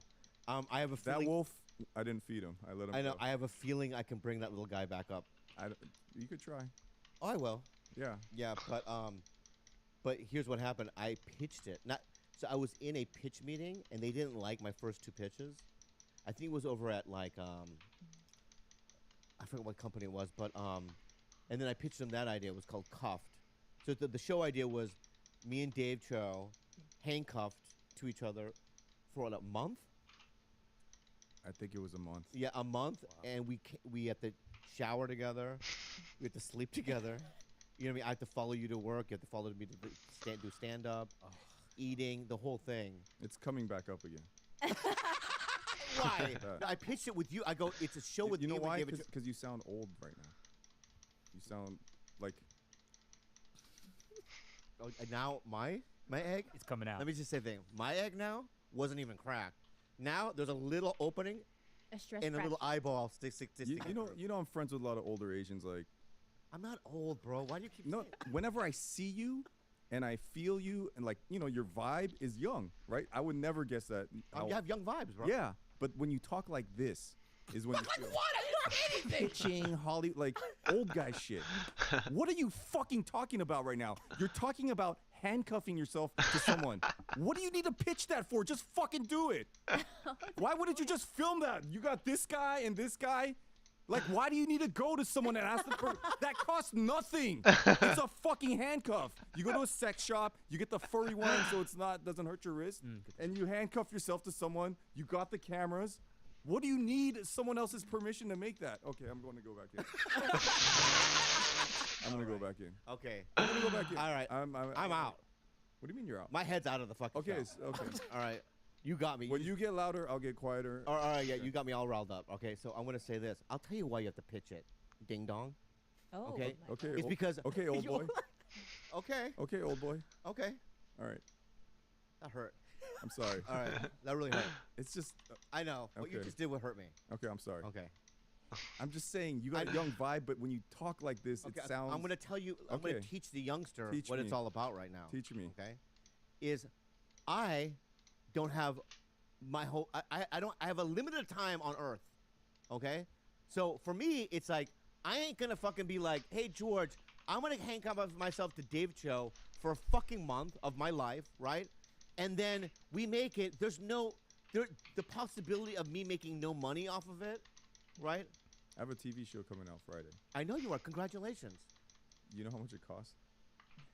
Nothing, because I remember you did it. How much did I pay you? Nothing. It costs nothing. It costs I do- no- I do You know, think I did a David show wants for Vice called Thumbs Up. Yeah. You know what? You know what it costs? What? Nothing. It's me running hitchhiking with the camera. I do think he's onto something though, because you still operate under the idea that they're these like big Hollywood gatekeepers that have to give you permission. When you do that Hollywood shit, it's dead. That's all dead now. You gotta let that stuff go, man. It's I gotta limit it. Like, don't break the cup. He's squeezing it. Let me show you how it works. You're showing me how it used to work. I'm not gonna handcuff yourself to me with the chance that it might not make money. You're coming in here and you just explain to me. Thank you. You're being reverent. Thank you for, DVDA say that led to this. Does this show make money now? Does this show make money now? Does this show make money now? I know, but I'm gonna answer you, dude. I'm gonna fucking answer you, dude. Yeah. All right. Yeah. You gotta give me a chance, dude. You can't say it 3 times in a row like that and elevate your fucking voice. That pisses me off. You know why this show makes money? I used hymns on the way here. I did Blue Chew. I have my Ridge wallet. Yeah. I know. Yeah. How many Nosotros Papayas accounts do you think I have? Yeah. This show makes money. I know it does. Because you believed in yourself. This guy. Do you believe in yourself? He's a warlock, man. Do you believe in yourself? I believe in myself. I need to go ask for You can't say it 3 times in a row. Handcuffed to my phone. Raising your voice. What the fuck are you talking? Make that show. It costs nothing, and it will be the fucking funniest shit you've ever seen. It'll be the funniest shit. Yeah. That shit will never get greenlit. My show never would have got greenlit. You just make it. It doesn't cost anything. You have the cameras already. You already got these guys working for you. You just make it. Why didn't you answer my first question? Why aren't we better friends? Wow. Jeez. Because, you did all this. You're connecting. You're like, this is what it meant. This is what you meant to me. I'm asking you. You saved my brother's life. This and that. I'm pitching. You're getting off. Just answer the question. I'm gonna answer your fucking question. I felt something when I met you, and I'm sad that we're not better friends. Bro, you had a baby. You never fucking call me, ever. You never call me. I don't call anybody, Dave. The only time in 7 years that you called me back the fastest ever was when I called you to say, I'm thinking about making my own TV show. I got a call back in like Hollywood. I think you're making that up. And that remains to be seen if that's true.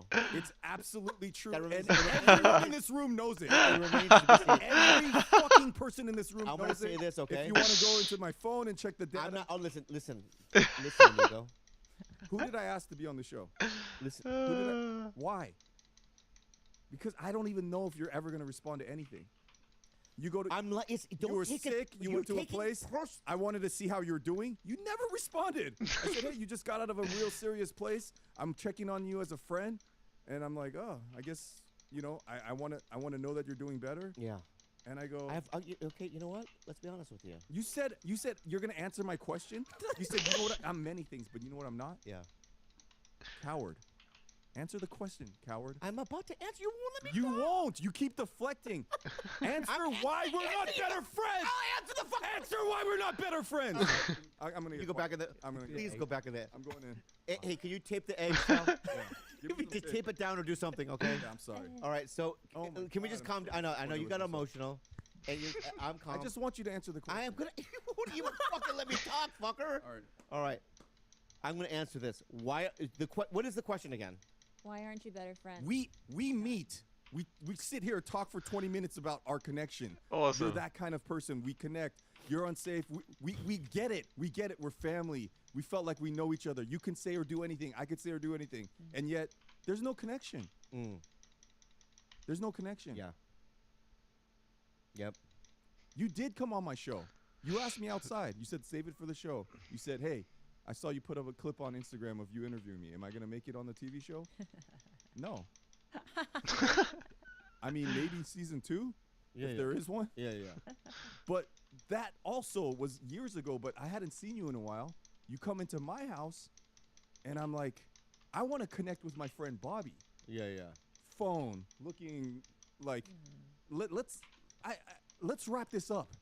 Let's just get it done. Let's wrap it up. And then what do? We went and had tonkatsu after, right? That was fun. Right. Yeah. Just you and me. I'm like, oh, cool. The cameras are off now. Now I get to connect with Bobby. Yeah. No eye contact. Phone. Got to get out of here. Warzone. Destiny. Like, yeah. I Destiny. see you, but nobody's home. I'm like, Bobby, I'm your friend. You don't have to fucking tell me jokes. You don't have to entertain me. I just want to be with you. and then you leave, and I go, I wonder if Bobby will ever answer this question off the air. Probably not, so I'll ask him on the air. Poor Bobby. I know, man. I know, it's so relatable. Oh, bro, insane. Also, we never talk. Yeah. Ever. Yeah. Like. Yeah, so right on, man. Birthdays. I don't know how many times you have to ask the question. I'm about to answer, and you won't let me fucking answer, bro. I'm getting quiet. I'm going back. I know, to the show. but let me just give me a fucking 5-minute platform here, man. Okay. All right. It's like, and then I'm gonna start talking, and then you're gonna be like, but you. Well, he 6 could months play ago." some No, but Destiny if with you're like, Bobby. "Like this." All right. All right. Then Just they give me can chat 5 all he minutes. wants. Go back in your fucking shell and let me speak. All right. I'm Number one. Okay. You are correct. Shit. All right. Really done. I don't have connections. A lot of connections with anybody. You know, even my mom or my I asked brother. you that. I said, why aren't we better friends? I'm just. I know. I'm telling. You're taking it personally, as if I'm doing something to you. No, I'm not. Personally, I no, don't just let me think finish what I'm saying. All right. Let me talk now. All right. Right. And it's like, it's not a personal thing against you. It's just the way I have been operating in the last 10 years of my life or whatever, right? I'm, you know what I mean, distracted. I don't have any real friends. And I'm going to tell you that during this pandemic and by being in therapy and coming out of it is I'm having a better understanding about, like, even the last couple of days, I've been talking to people on the phone, people I never really talked to, and checking in with them and this and that, because I really want to do it, you know? I'm trying to, you know, I'm trying, right? Because don't you think that this is something that I talk about my therapy? I have therapy still every week. A trauma therapist, a very good one. And we talk about all these things. It's a lot of like conflict avoidance stuff. And also it's Yeah. like, honestly, and I had to reconcile with this myself, the adult ADHD diagnosed is really unmatched. It's almost as if he is incapable of sitting still, even with the people that he loves the most, without fidgeting or feeling like Yeah. he has to reach for something, because innately there's something in him that prevents him from feeling comfort by staying still. Also, I want to okay, so, you know, when I went to Hungary, right, I did things there that I normally would never do. But I forced myself to do it. What's in Hungary? I was just in Hungary for a couple of months. I just got back. I worked. Well, let's get to the bottom of this. Talk more So, about. no, I want to talk about what I've been. So, I've been forcing myself to do things, right, that are uncomfortable for me, which is connecting with people. Okay, and I feel like I did that when I was out of the country, and when I came back, I literally made a conscious decision in my mind. I'm like, you know what? I want to connect with. Like, I'll give you an example. Today, my friend Kevin texted me and goes, "I'm having problems with my mom. You're not gonna probably answer, but I'm having problems with my mom." Normally, I don't know why, I just wouldn't. Oh my God. But I called them immediately, and I go, what's going on? All right? I'm trying to do it, because I know that it is an issue with me, okay?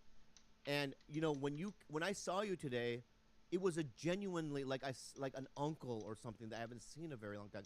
I genuinely love you. I genuinely feel like we're two peas in a pod, and we've known each other for eternity. As soon as I got out of the car and you said, we need to hang out more, and in my mind I was like, that's not going to happen, I felt sad. And so I was like, you were staring at me changing, right? Yeah. I was changing in your bathroom, Yeah. and Bobby was just like staring at me going, I don't know who this guy is right now. And I just sat there and I was like, why is this the first time I'm invited to your house? I know, COVID, all that shit. I've invited you 10 fucking times to do this podcast. No, not the podcast. To hang out as buddies, as friends. I know, because of but like, first of all, let me just say this, all right?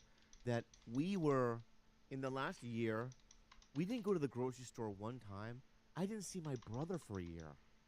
My own brother. We were very mindful about the thing. We didn't know what it was. I didn't know what it would do to either one of us health-wise. And we played it really safe, okay? I want to say, I hear everything that you're saying, all right? I love that you're pushing yourself to... I hear everything what you're saying, and I'm doing everything I can to connect with people more. Even just last night, like, my ex-girlfriend did my show at the Prairie Improv, and she brought her beautiful wife. You know, she's married, Jen, right? And over the last 10 years, I would see Jen, I would avoid them because I didn't want to, like, deal with it, right? Because she became gay after you? No, she was always gay. Oh, she was always gay. Yeah, she was always gay. It made it like it was like Bobby's fault. Like, you know, he's like... I'm trying to understand. Lesbian energy. Oh, okay. I have lesbian energy. He has lesbian energy. See, you're like this just because you're you looking at me and you don't know my POV. I'm sitting here talking to you, and as you, the most eye contact I've ever made with you, my eye keeps drifting to to this painting. But that's on you, though. That's no, your I'm thing. telling you, that's why you. That's you. It's that's your desire. And maybe that was on purpose. That's always been there. Those are your hidden desires. It's not hidden. I said you're. Yeah. You have real desires. So you've always avoided your ex. So anyway, last night she came to the show, and I just kind of looked at her and I just said, "My name is Bobby, and I thank you so much for being here, and you're really talented. I want to get to know you." And I was like, trying to be connected. I connected with both of them, and I'm literally trying, man. But for you to come on here and open up your eggshell, you know what I mean, and expose those things, expose what things? Why? I mean, it's confronted me in that way. It's just like a little startling, but I say, Dave, I think you should give him a chance. Like the amount of growth in the last 2 years is. It's not. This isn't bullshit. All this. This is actually not. Oh, like I'm telling you right now, I should just be talking to you because. I believe me when I say like even I didn't think it was possible for him to like truly like connect with anyone in his life, but. The fact that he has not missed a single session of therapy, the fact that he is fucking Bobby, man. The fact that he is like Destiny, that's amazing. I can give him a chance, Dave. All right, no, I'm. It's not like I gave fucking up legend. on you. It's just I knew how much work it took for you to walk away from this to go take a break for a week to get help, and you weren't talking to me, so I was telling Kalila, which creates this like weird triangulation shit, and I was like, for you to go get help, that's huge. That's fucking like most people don't ever do that, and you don't think that I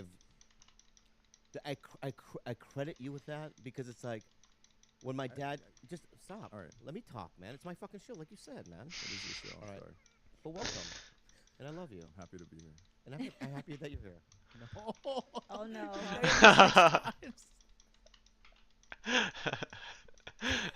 For audio listeners, they are bowing. And we're going to resume the podcast. Number 4.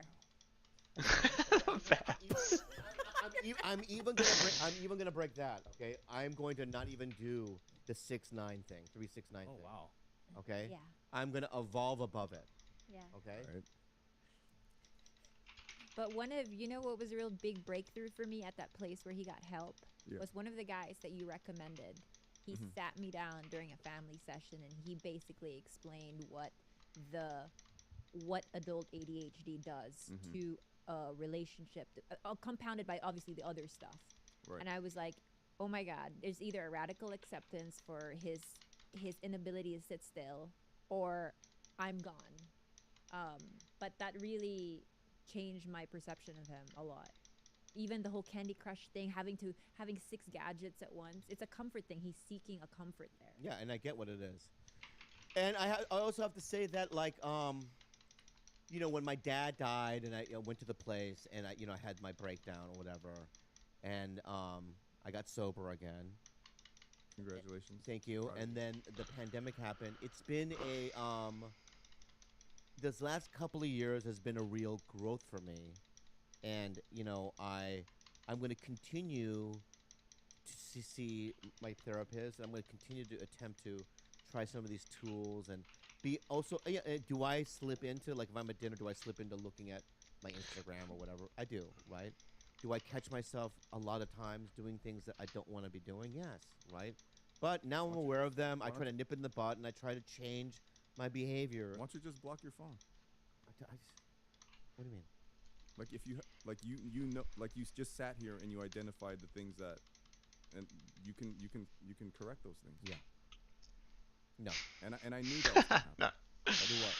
Just I'm not gonna sit here and say I knew you were gonna relapse, but I knew something was gonna happen because you and your brother are both recovering addicts, and you have all this unresolved rage against your father. And just in my experience of people, if you fucking hate your parents, you're like, fuck that, I wish they were dead, whatever, and then they still die, that does something to you. And I knew you weren't getting any support. I know you're not reaching out, you're not staying connected. And so to me, it wasn't shocking that after all your years of sobriety, after your dad died, that you relapsed, And I was like, you're my friend, I care about you, I would love to help you or do anything I can. And so I tried, and you know, I called you after your dad died. I texted you, and you never called me back, which I'm not taking personally, but it's for me, like when shit like that happens, that's when I need to call my friends. That's when I need to stay connected, because then I get lost in my shit. I get fucked up, and then really bad things start to happen. And so, you know, and your brother, he was calling me, you know, telling me all kinds of stuff, and I felt like he was like super emotional, right? He was crying a lot during that time. And, oh yeah. And but that's okay. That's what you're supposed to do, right? Yeah. Like, and so I guess I'm here now, and we're having this conversation. Like, how were you with that? Like, with all the stuff with your dad?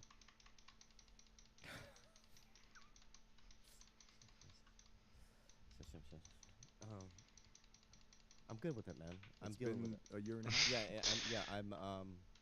I miss him every day. I think about him every day, and Where is he? he's over there. Oh. Where? Where, babe? We gotta show Dave. I never met your dad. Oh, here he comes. Oh, wow. Wow. Can I meet him? Well, yeah. You guys should bow together.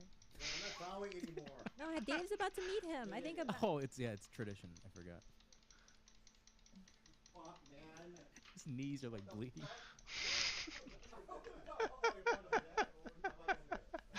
So crazy. Fucking bowing.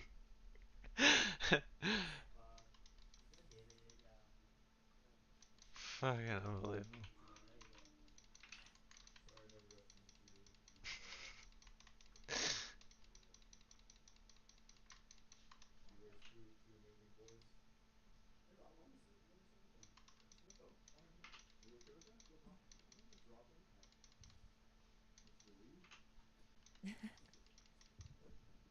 Mr. Lee? That is a really cute picture of your dad. I love that. I love that photo. Picture, he looks like you and Steve.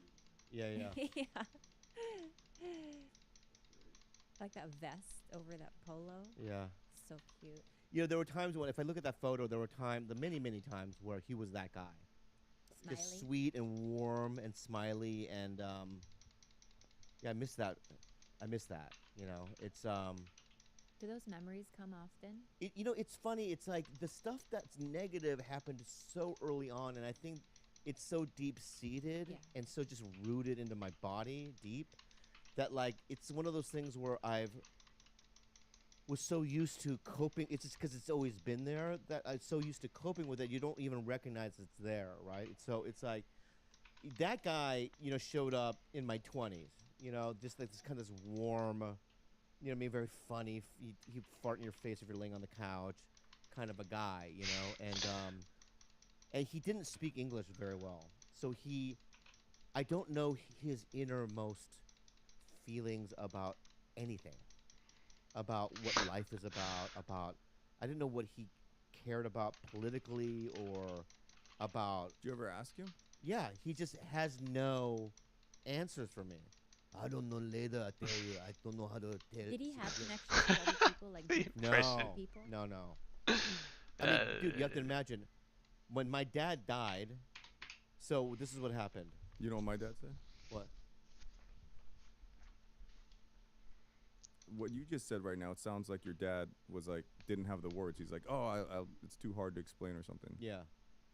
As I start to, you know, do some work on myself and try to develop, you know, to stay connected, I'm looking at a picture, you know, I'm looking at my dad's face while I'm eating dinner, you know. He's like, eats like a turtle, just kind of slow. Yeah.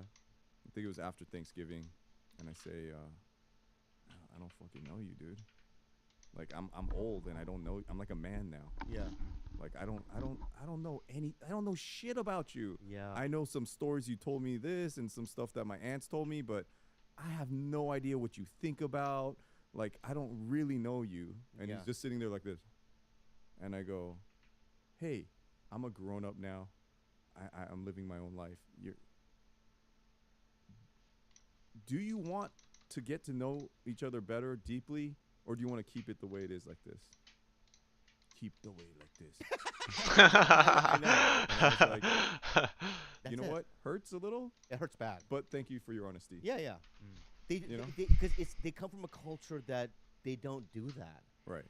Right. I think that we're lucky in the way that you know it's inevitable that human beings evolve, and I think in many ways, you know, in modern day society we're evolving in terms of especially men, what it means to be a man, you know, and expressing each other and connecting on different levels that we couldn't do maybe 50 years ago or whatever, right? Especially in Korea, right? So it's like I always understood that about my dad. Like he, you know, all I know is his heart. I know he loves me. It's evident, right? I know that I love him, right? I hate the fact that he was so violent and beat the shit out of my brother and I hate it. And that's all the trauma therapists you see you work on that? Yeah. You had EMDR, yeah. You've done EMDR, you've done all that. It's so funny because when the place that you and I both went to,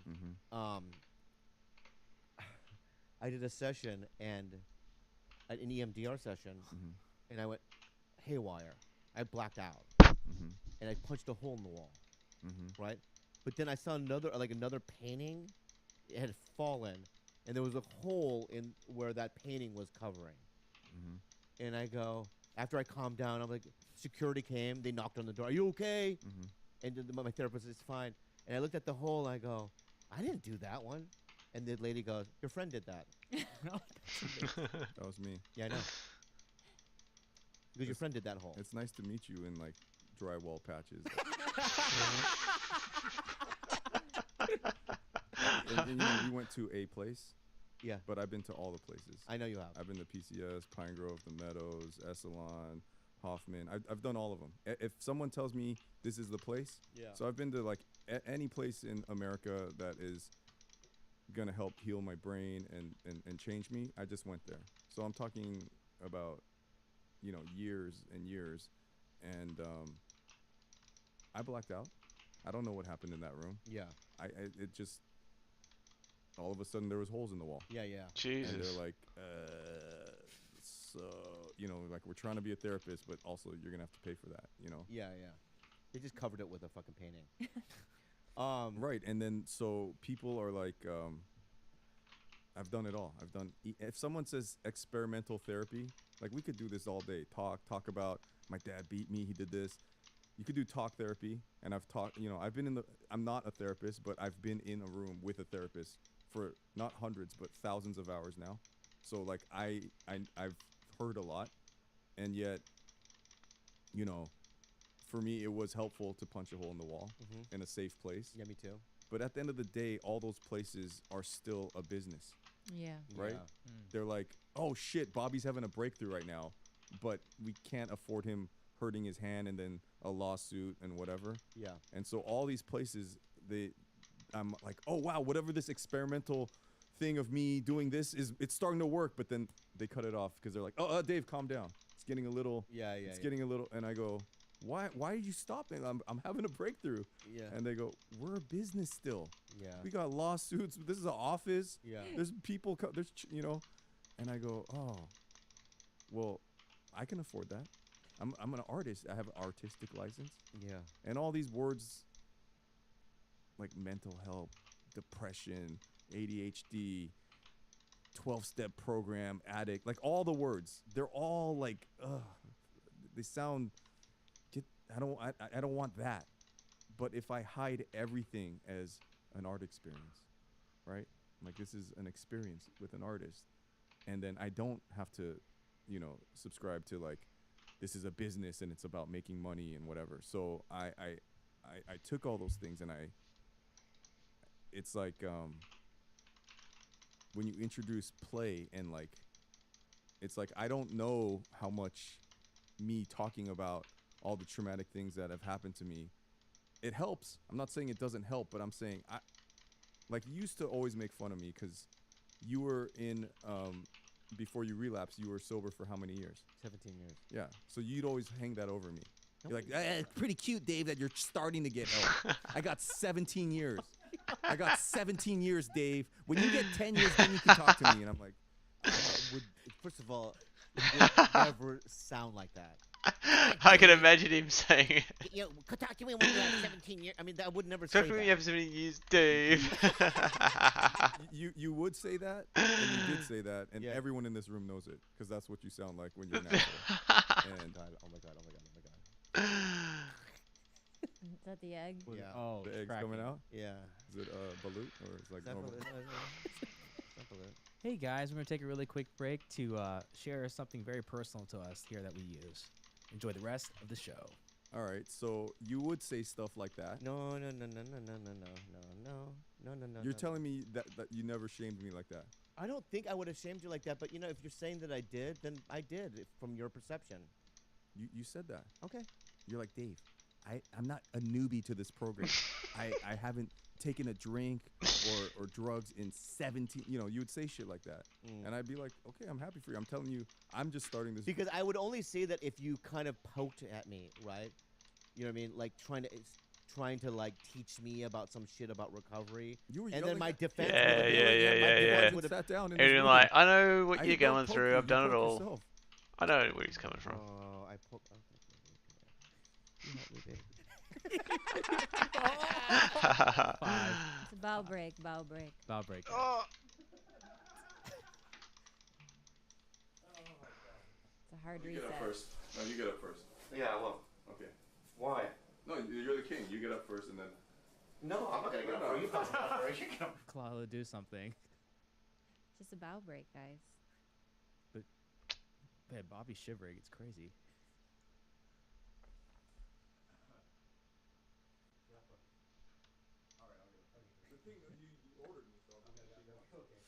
Wow. Number 5.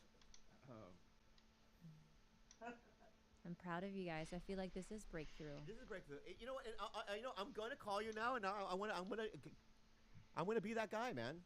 I love you, dude. I really do. I love you, and Hey. Yeah. You just said it in front of all these people in your audience. I believe it this time, Dave. I promise. I think that. I really do. I'm gonna know. That's all I wanted. You didn't have to do all this other shit. Like. Yeah. When we gonna do this handcuff thing? Do the handcuff I really kind of want to thing. do. I honestly think it's gonna be a hit. I will laugh. I'd love to watch that. That'd be amazing. It's gonna be very inconvenient, though. I feel like there's gonna be a lot of assaultive things. It'd be happening. fucking First of all, awesome. I shit 5 times a day. You'll have to go to the bathroom. You think I'm stupid? No, I Do you think I'm stupid? No. What? What the fuck is your? Do you think I'm stupid? Kind of. I actually kind of think you are. yeah. I kind of think you are dumb. First of all, thanks for your honesty. Uh-huh. I listened to your show. Yeah. I've heard you on this show over the years. How long's this show been out for? 6. For 6 years? Yeah. Your star fucking attitude. You pitch this handcuff thing to anyone that comes on the show. It's not special to me. You go, oh, hey, I came up with this idea. You offer it to every fucking person that's been on. You think I'm stupid? You think I'm dumb? I think, you know what? These are things. It's stupid. These are fucking things. If Stephen Yoon came in right now, you wouldn't offer that to him? No, Hey, I do it wouldn't next. fucking offer that to him. These are things that you don't say out loud, man. You say it on the side, like, bro, it hurts my feelings. George, cut this part out. Why? You just said I shouldn't say it out loud. No, we're keeping it in. We're not cutting anything. George, erase that from your fucking log. All right, let me say something right now. Don't tell George what to do. From your log. I didn't tell George what to do. Okay. Thanks for doing it, though, bud. Really good to see you. You're ending it now? No, I'm not ending. Can I tell you how I picture this setup? Yeah. Slept King. I don't know. What's the accurate number of hours you play video games a day? Right now, 3 or 4 hours. Oh, that's not too bad. Oh, a lot of space. No, 3 or 4 hours. Skyrim? Yeah. That's not true, babe. All right, whatever. It's hours, right? Yeah. It's a couple hours. And you probably, I don't know, the visual I had, is that you're like Hannibal Lecter, and you're just like porn, jerking off, video games, coffee, cigarettes, whatever. And then Kalila like wheels you into the podcast room. Yeah. I don't know if there's a clock behind me, but it's like, that's not, you know, let me finish. Like, why is this podcast end after an hour? Why is the only bit unhelpful advice? like you could be bigger than Joe Rogan. You could be bigger than, like, you could have the biggest fucking podcast, and it's just like, just fucking like, Dial it in. Like, let's just do the least amount of work. Let's do the least amount of work. Like, you could turn this into a fucking huge show. Yeah. Dave, come on, the 300. What? I'm sorry, bro.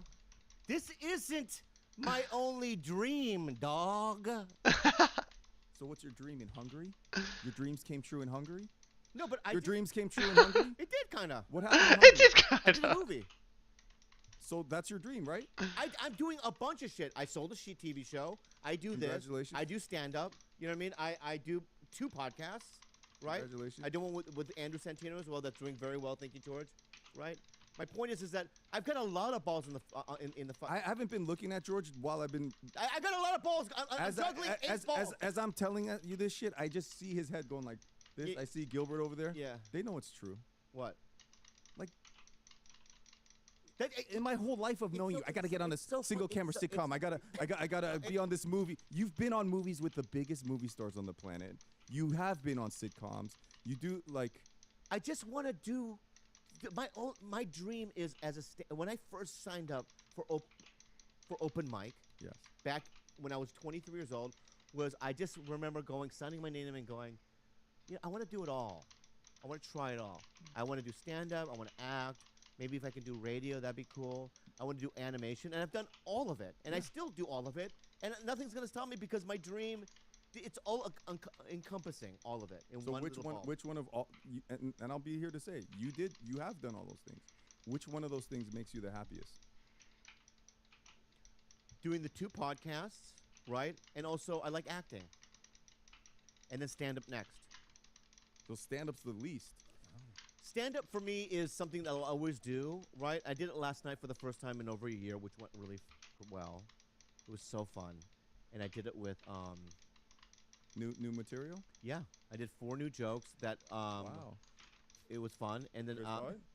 no, and I did with He's been Eric. writing. He has I've been his writing. notebook Yeah, now. yeah. So it was fun, and I'm gonna do.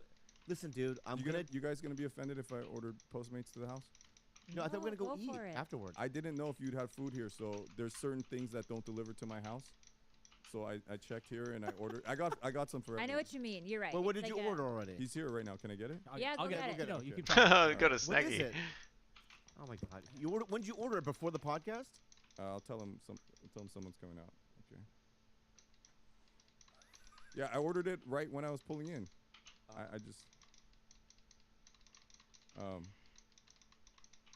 Oh, my brother said, yeah, he wants to eat. Okay, let's eat. But you just got food. Whatever. We'll take it. We'll eat it tomorrow. Is that rude? No. David, you can do. If you wanted to sleep here and live here, we would let you live here. Your family, God. You really are. I look at you like you're my cousin. I literally do.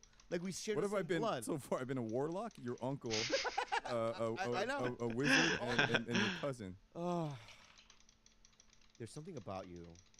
It's so funny because it's like you're very Korean in the way, and I don't get like white dudes or any of my friends in comedy, right? They can't. The only people that can get me into that tap into what my dad. But whoever's watching this right now, Yeah. if they watch this, you were there before I even sat down. Like the second I sat down, you were already. Your energy was like a little bit, and the thing is, you do that to me too, and I know that. What is that? It's because we're so similar in many ways. I'll just say it like this because I'll be honest with you guys. Yeah. I have zero anxiety about being on TV or going on Rogan or being with Bourdain. Anything, I'm not nervous, but I got nervous today. Actually, that's not true. I got really nervous the last time I was on Rogan, and that's because I've just been out of practice, right? Yeah. So I'm like, fuck, man, I haven't talked to you like on the air or off the air in years. So I kind of wanted to cancel. I was like, this is like, and then it's like, we could do this song and dance, right? You get loud, I get louder. Like, Yeah, yeah. we could do it. Like, you bring it out of me, and because you're a professional clown and I can be, we could say anything to each other, and I know we're still gonna go have dinner and be like, it was showbiz, baby. Yeah, We could do that. Yeah. And there's something about that that's funny and makes me really sad, right? Why is it sad? It's the same thing that I started this with, is like, I could come here. I could tell you the fucking craziest stories. What I did last night, all of it, and I could put it in a witty way, and that was the best. I could do that. I know how to do that. But what I feel when we talk about like why is this happening? Like you flare up, it's because I'll just go straight to feelings. One, I feel sad that we're not better friends, right? There's two. Two, I know.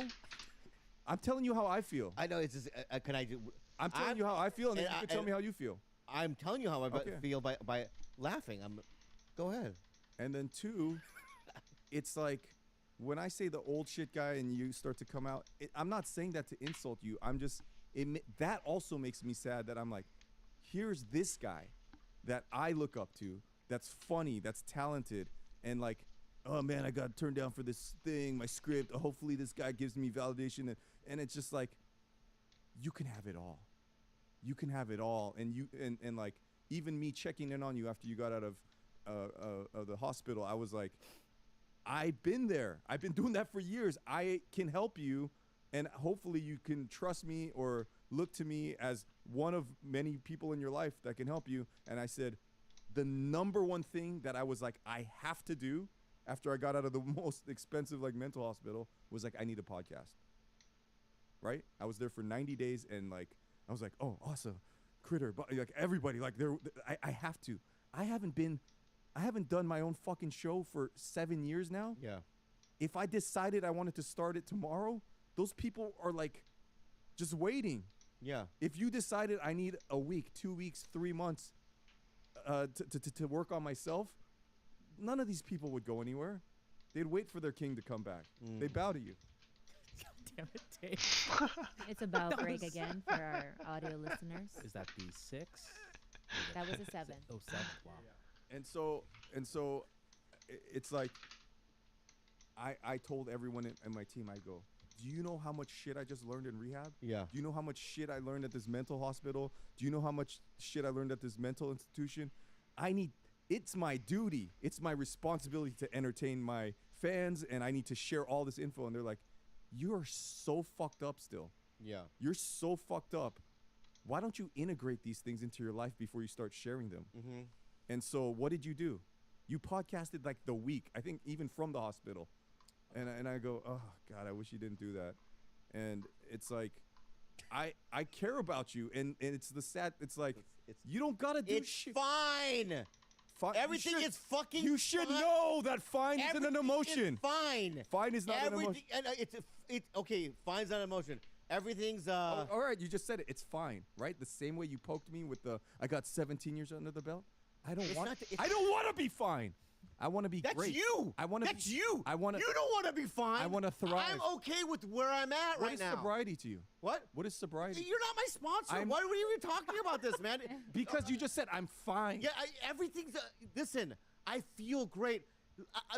Before you got here, this last week has been so magical. The last couple of months, and now it's like, you know what I mean? It's my fault. No, it's not your fault. I'm just letting you know that you're bringing up like things that are making me feel weird. You know what I mean? And it's making it's also it's like and about that. Yeah. But and again, no matter what you say or what you do, let's leave. Let's do unhelpful advice, and I'll leave. No, we're gonna eat. You know we're gonna eat with my brother because that's what we do.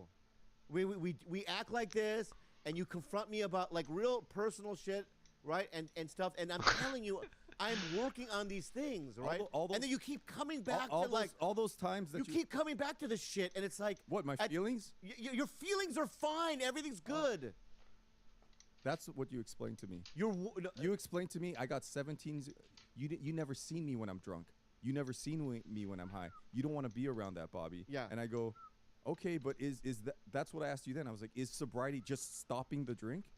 No. I said I don't want to be fine. I want to thrive. Yeah, I want. I better call it. Fuck's sake. I'll take it easy, bro.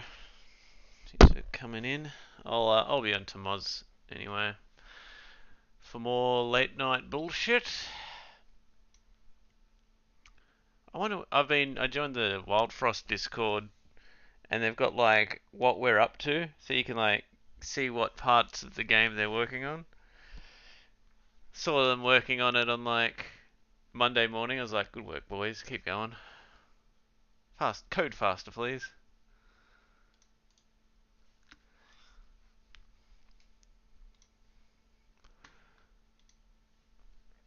Yeah, you're probably battling. Anyway, speak to you on text, bro. Take it easy.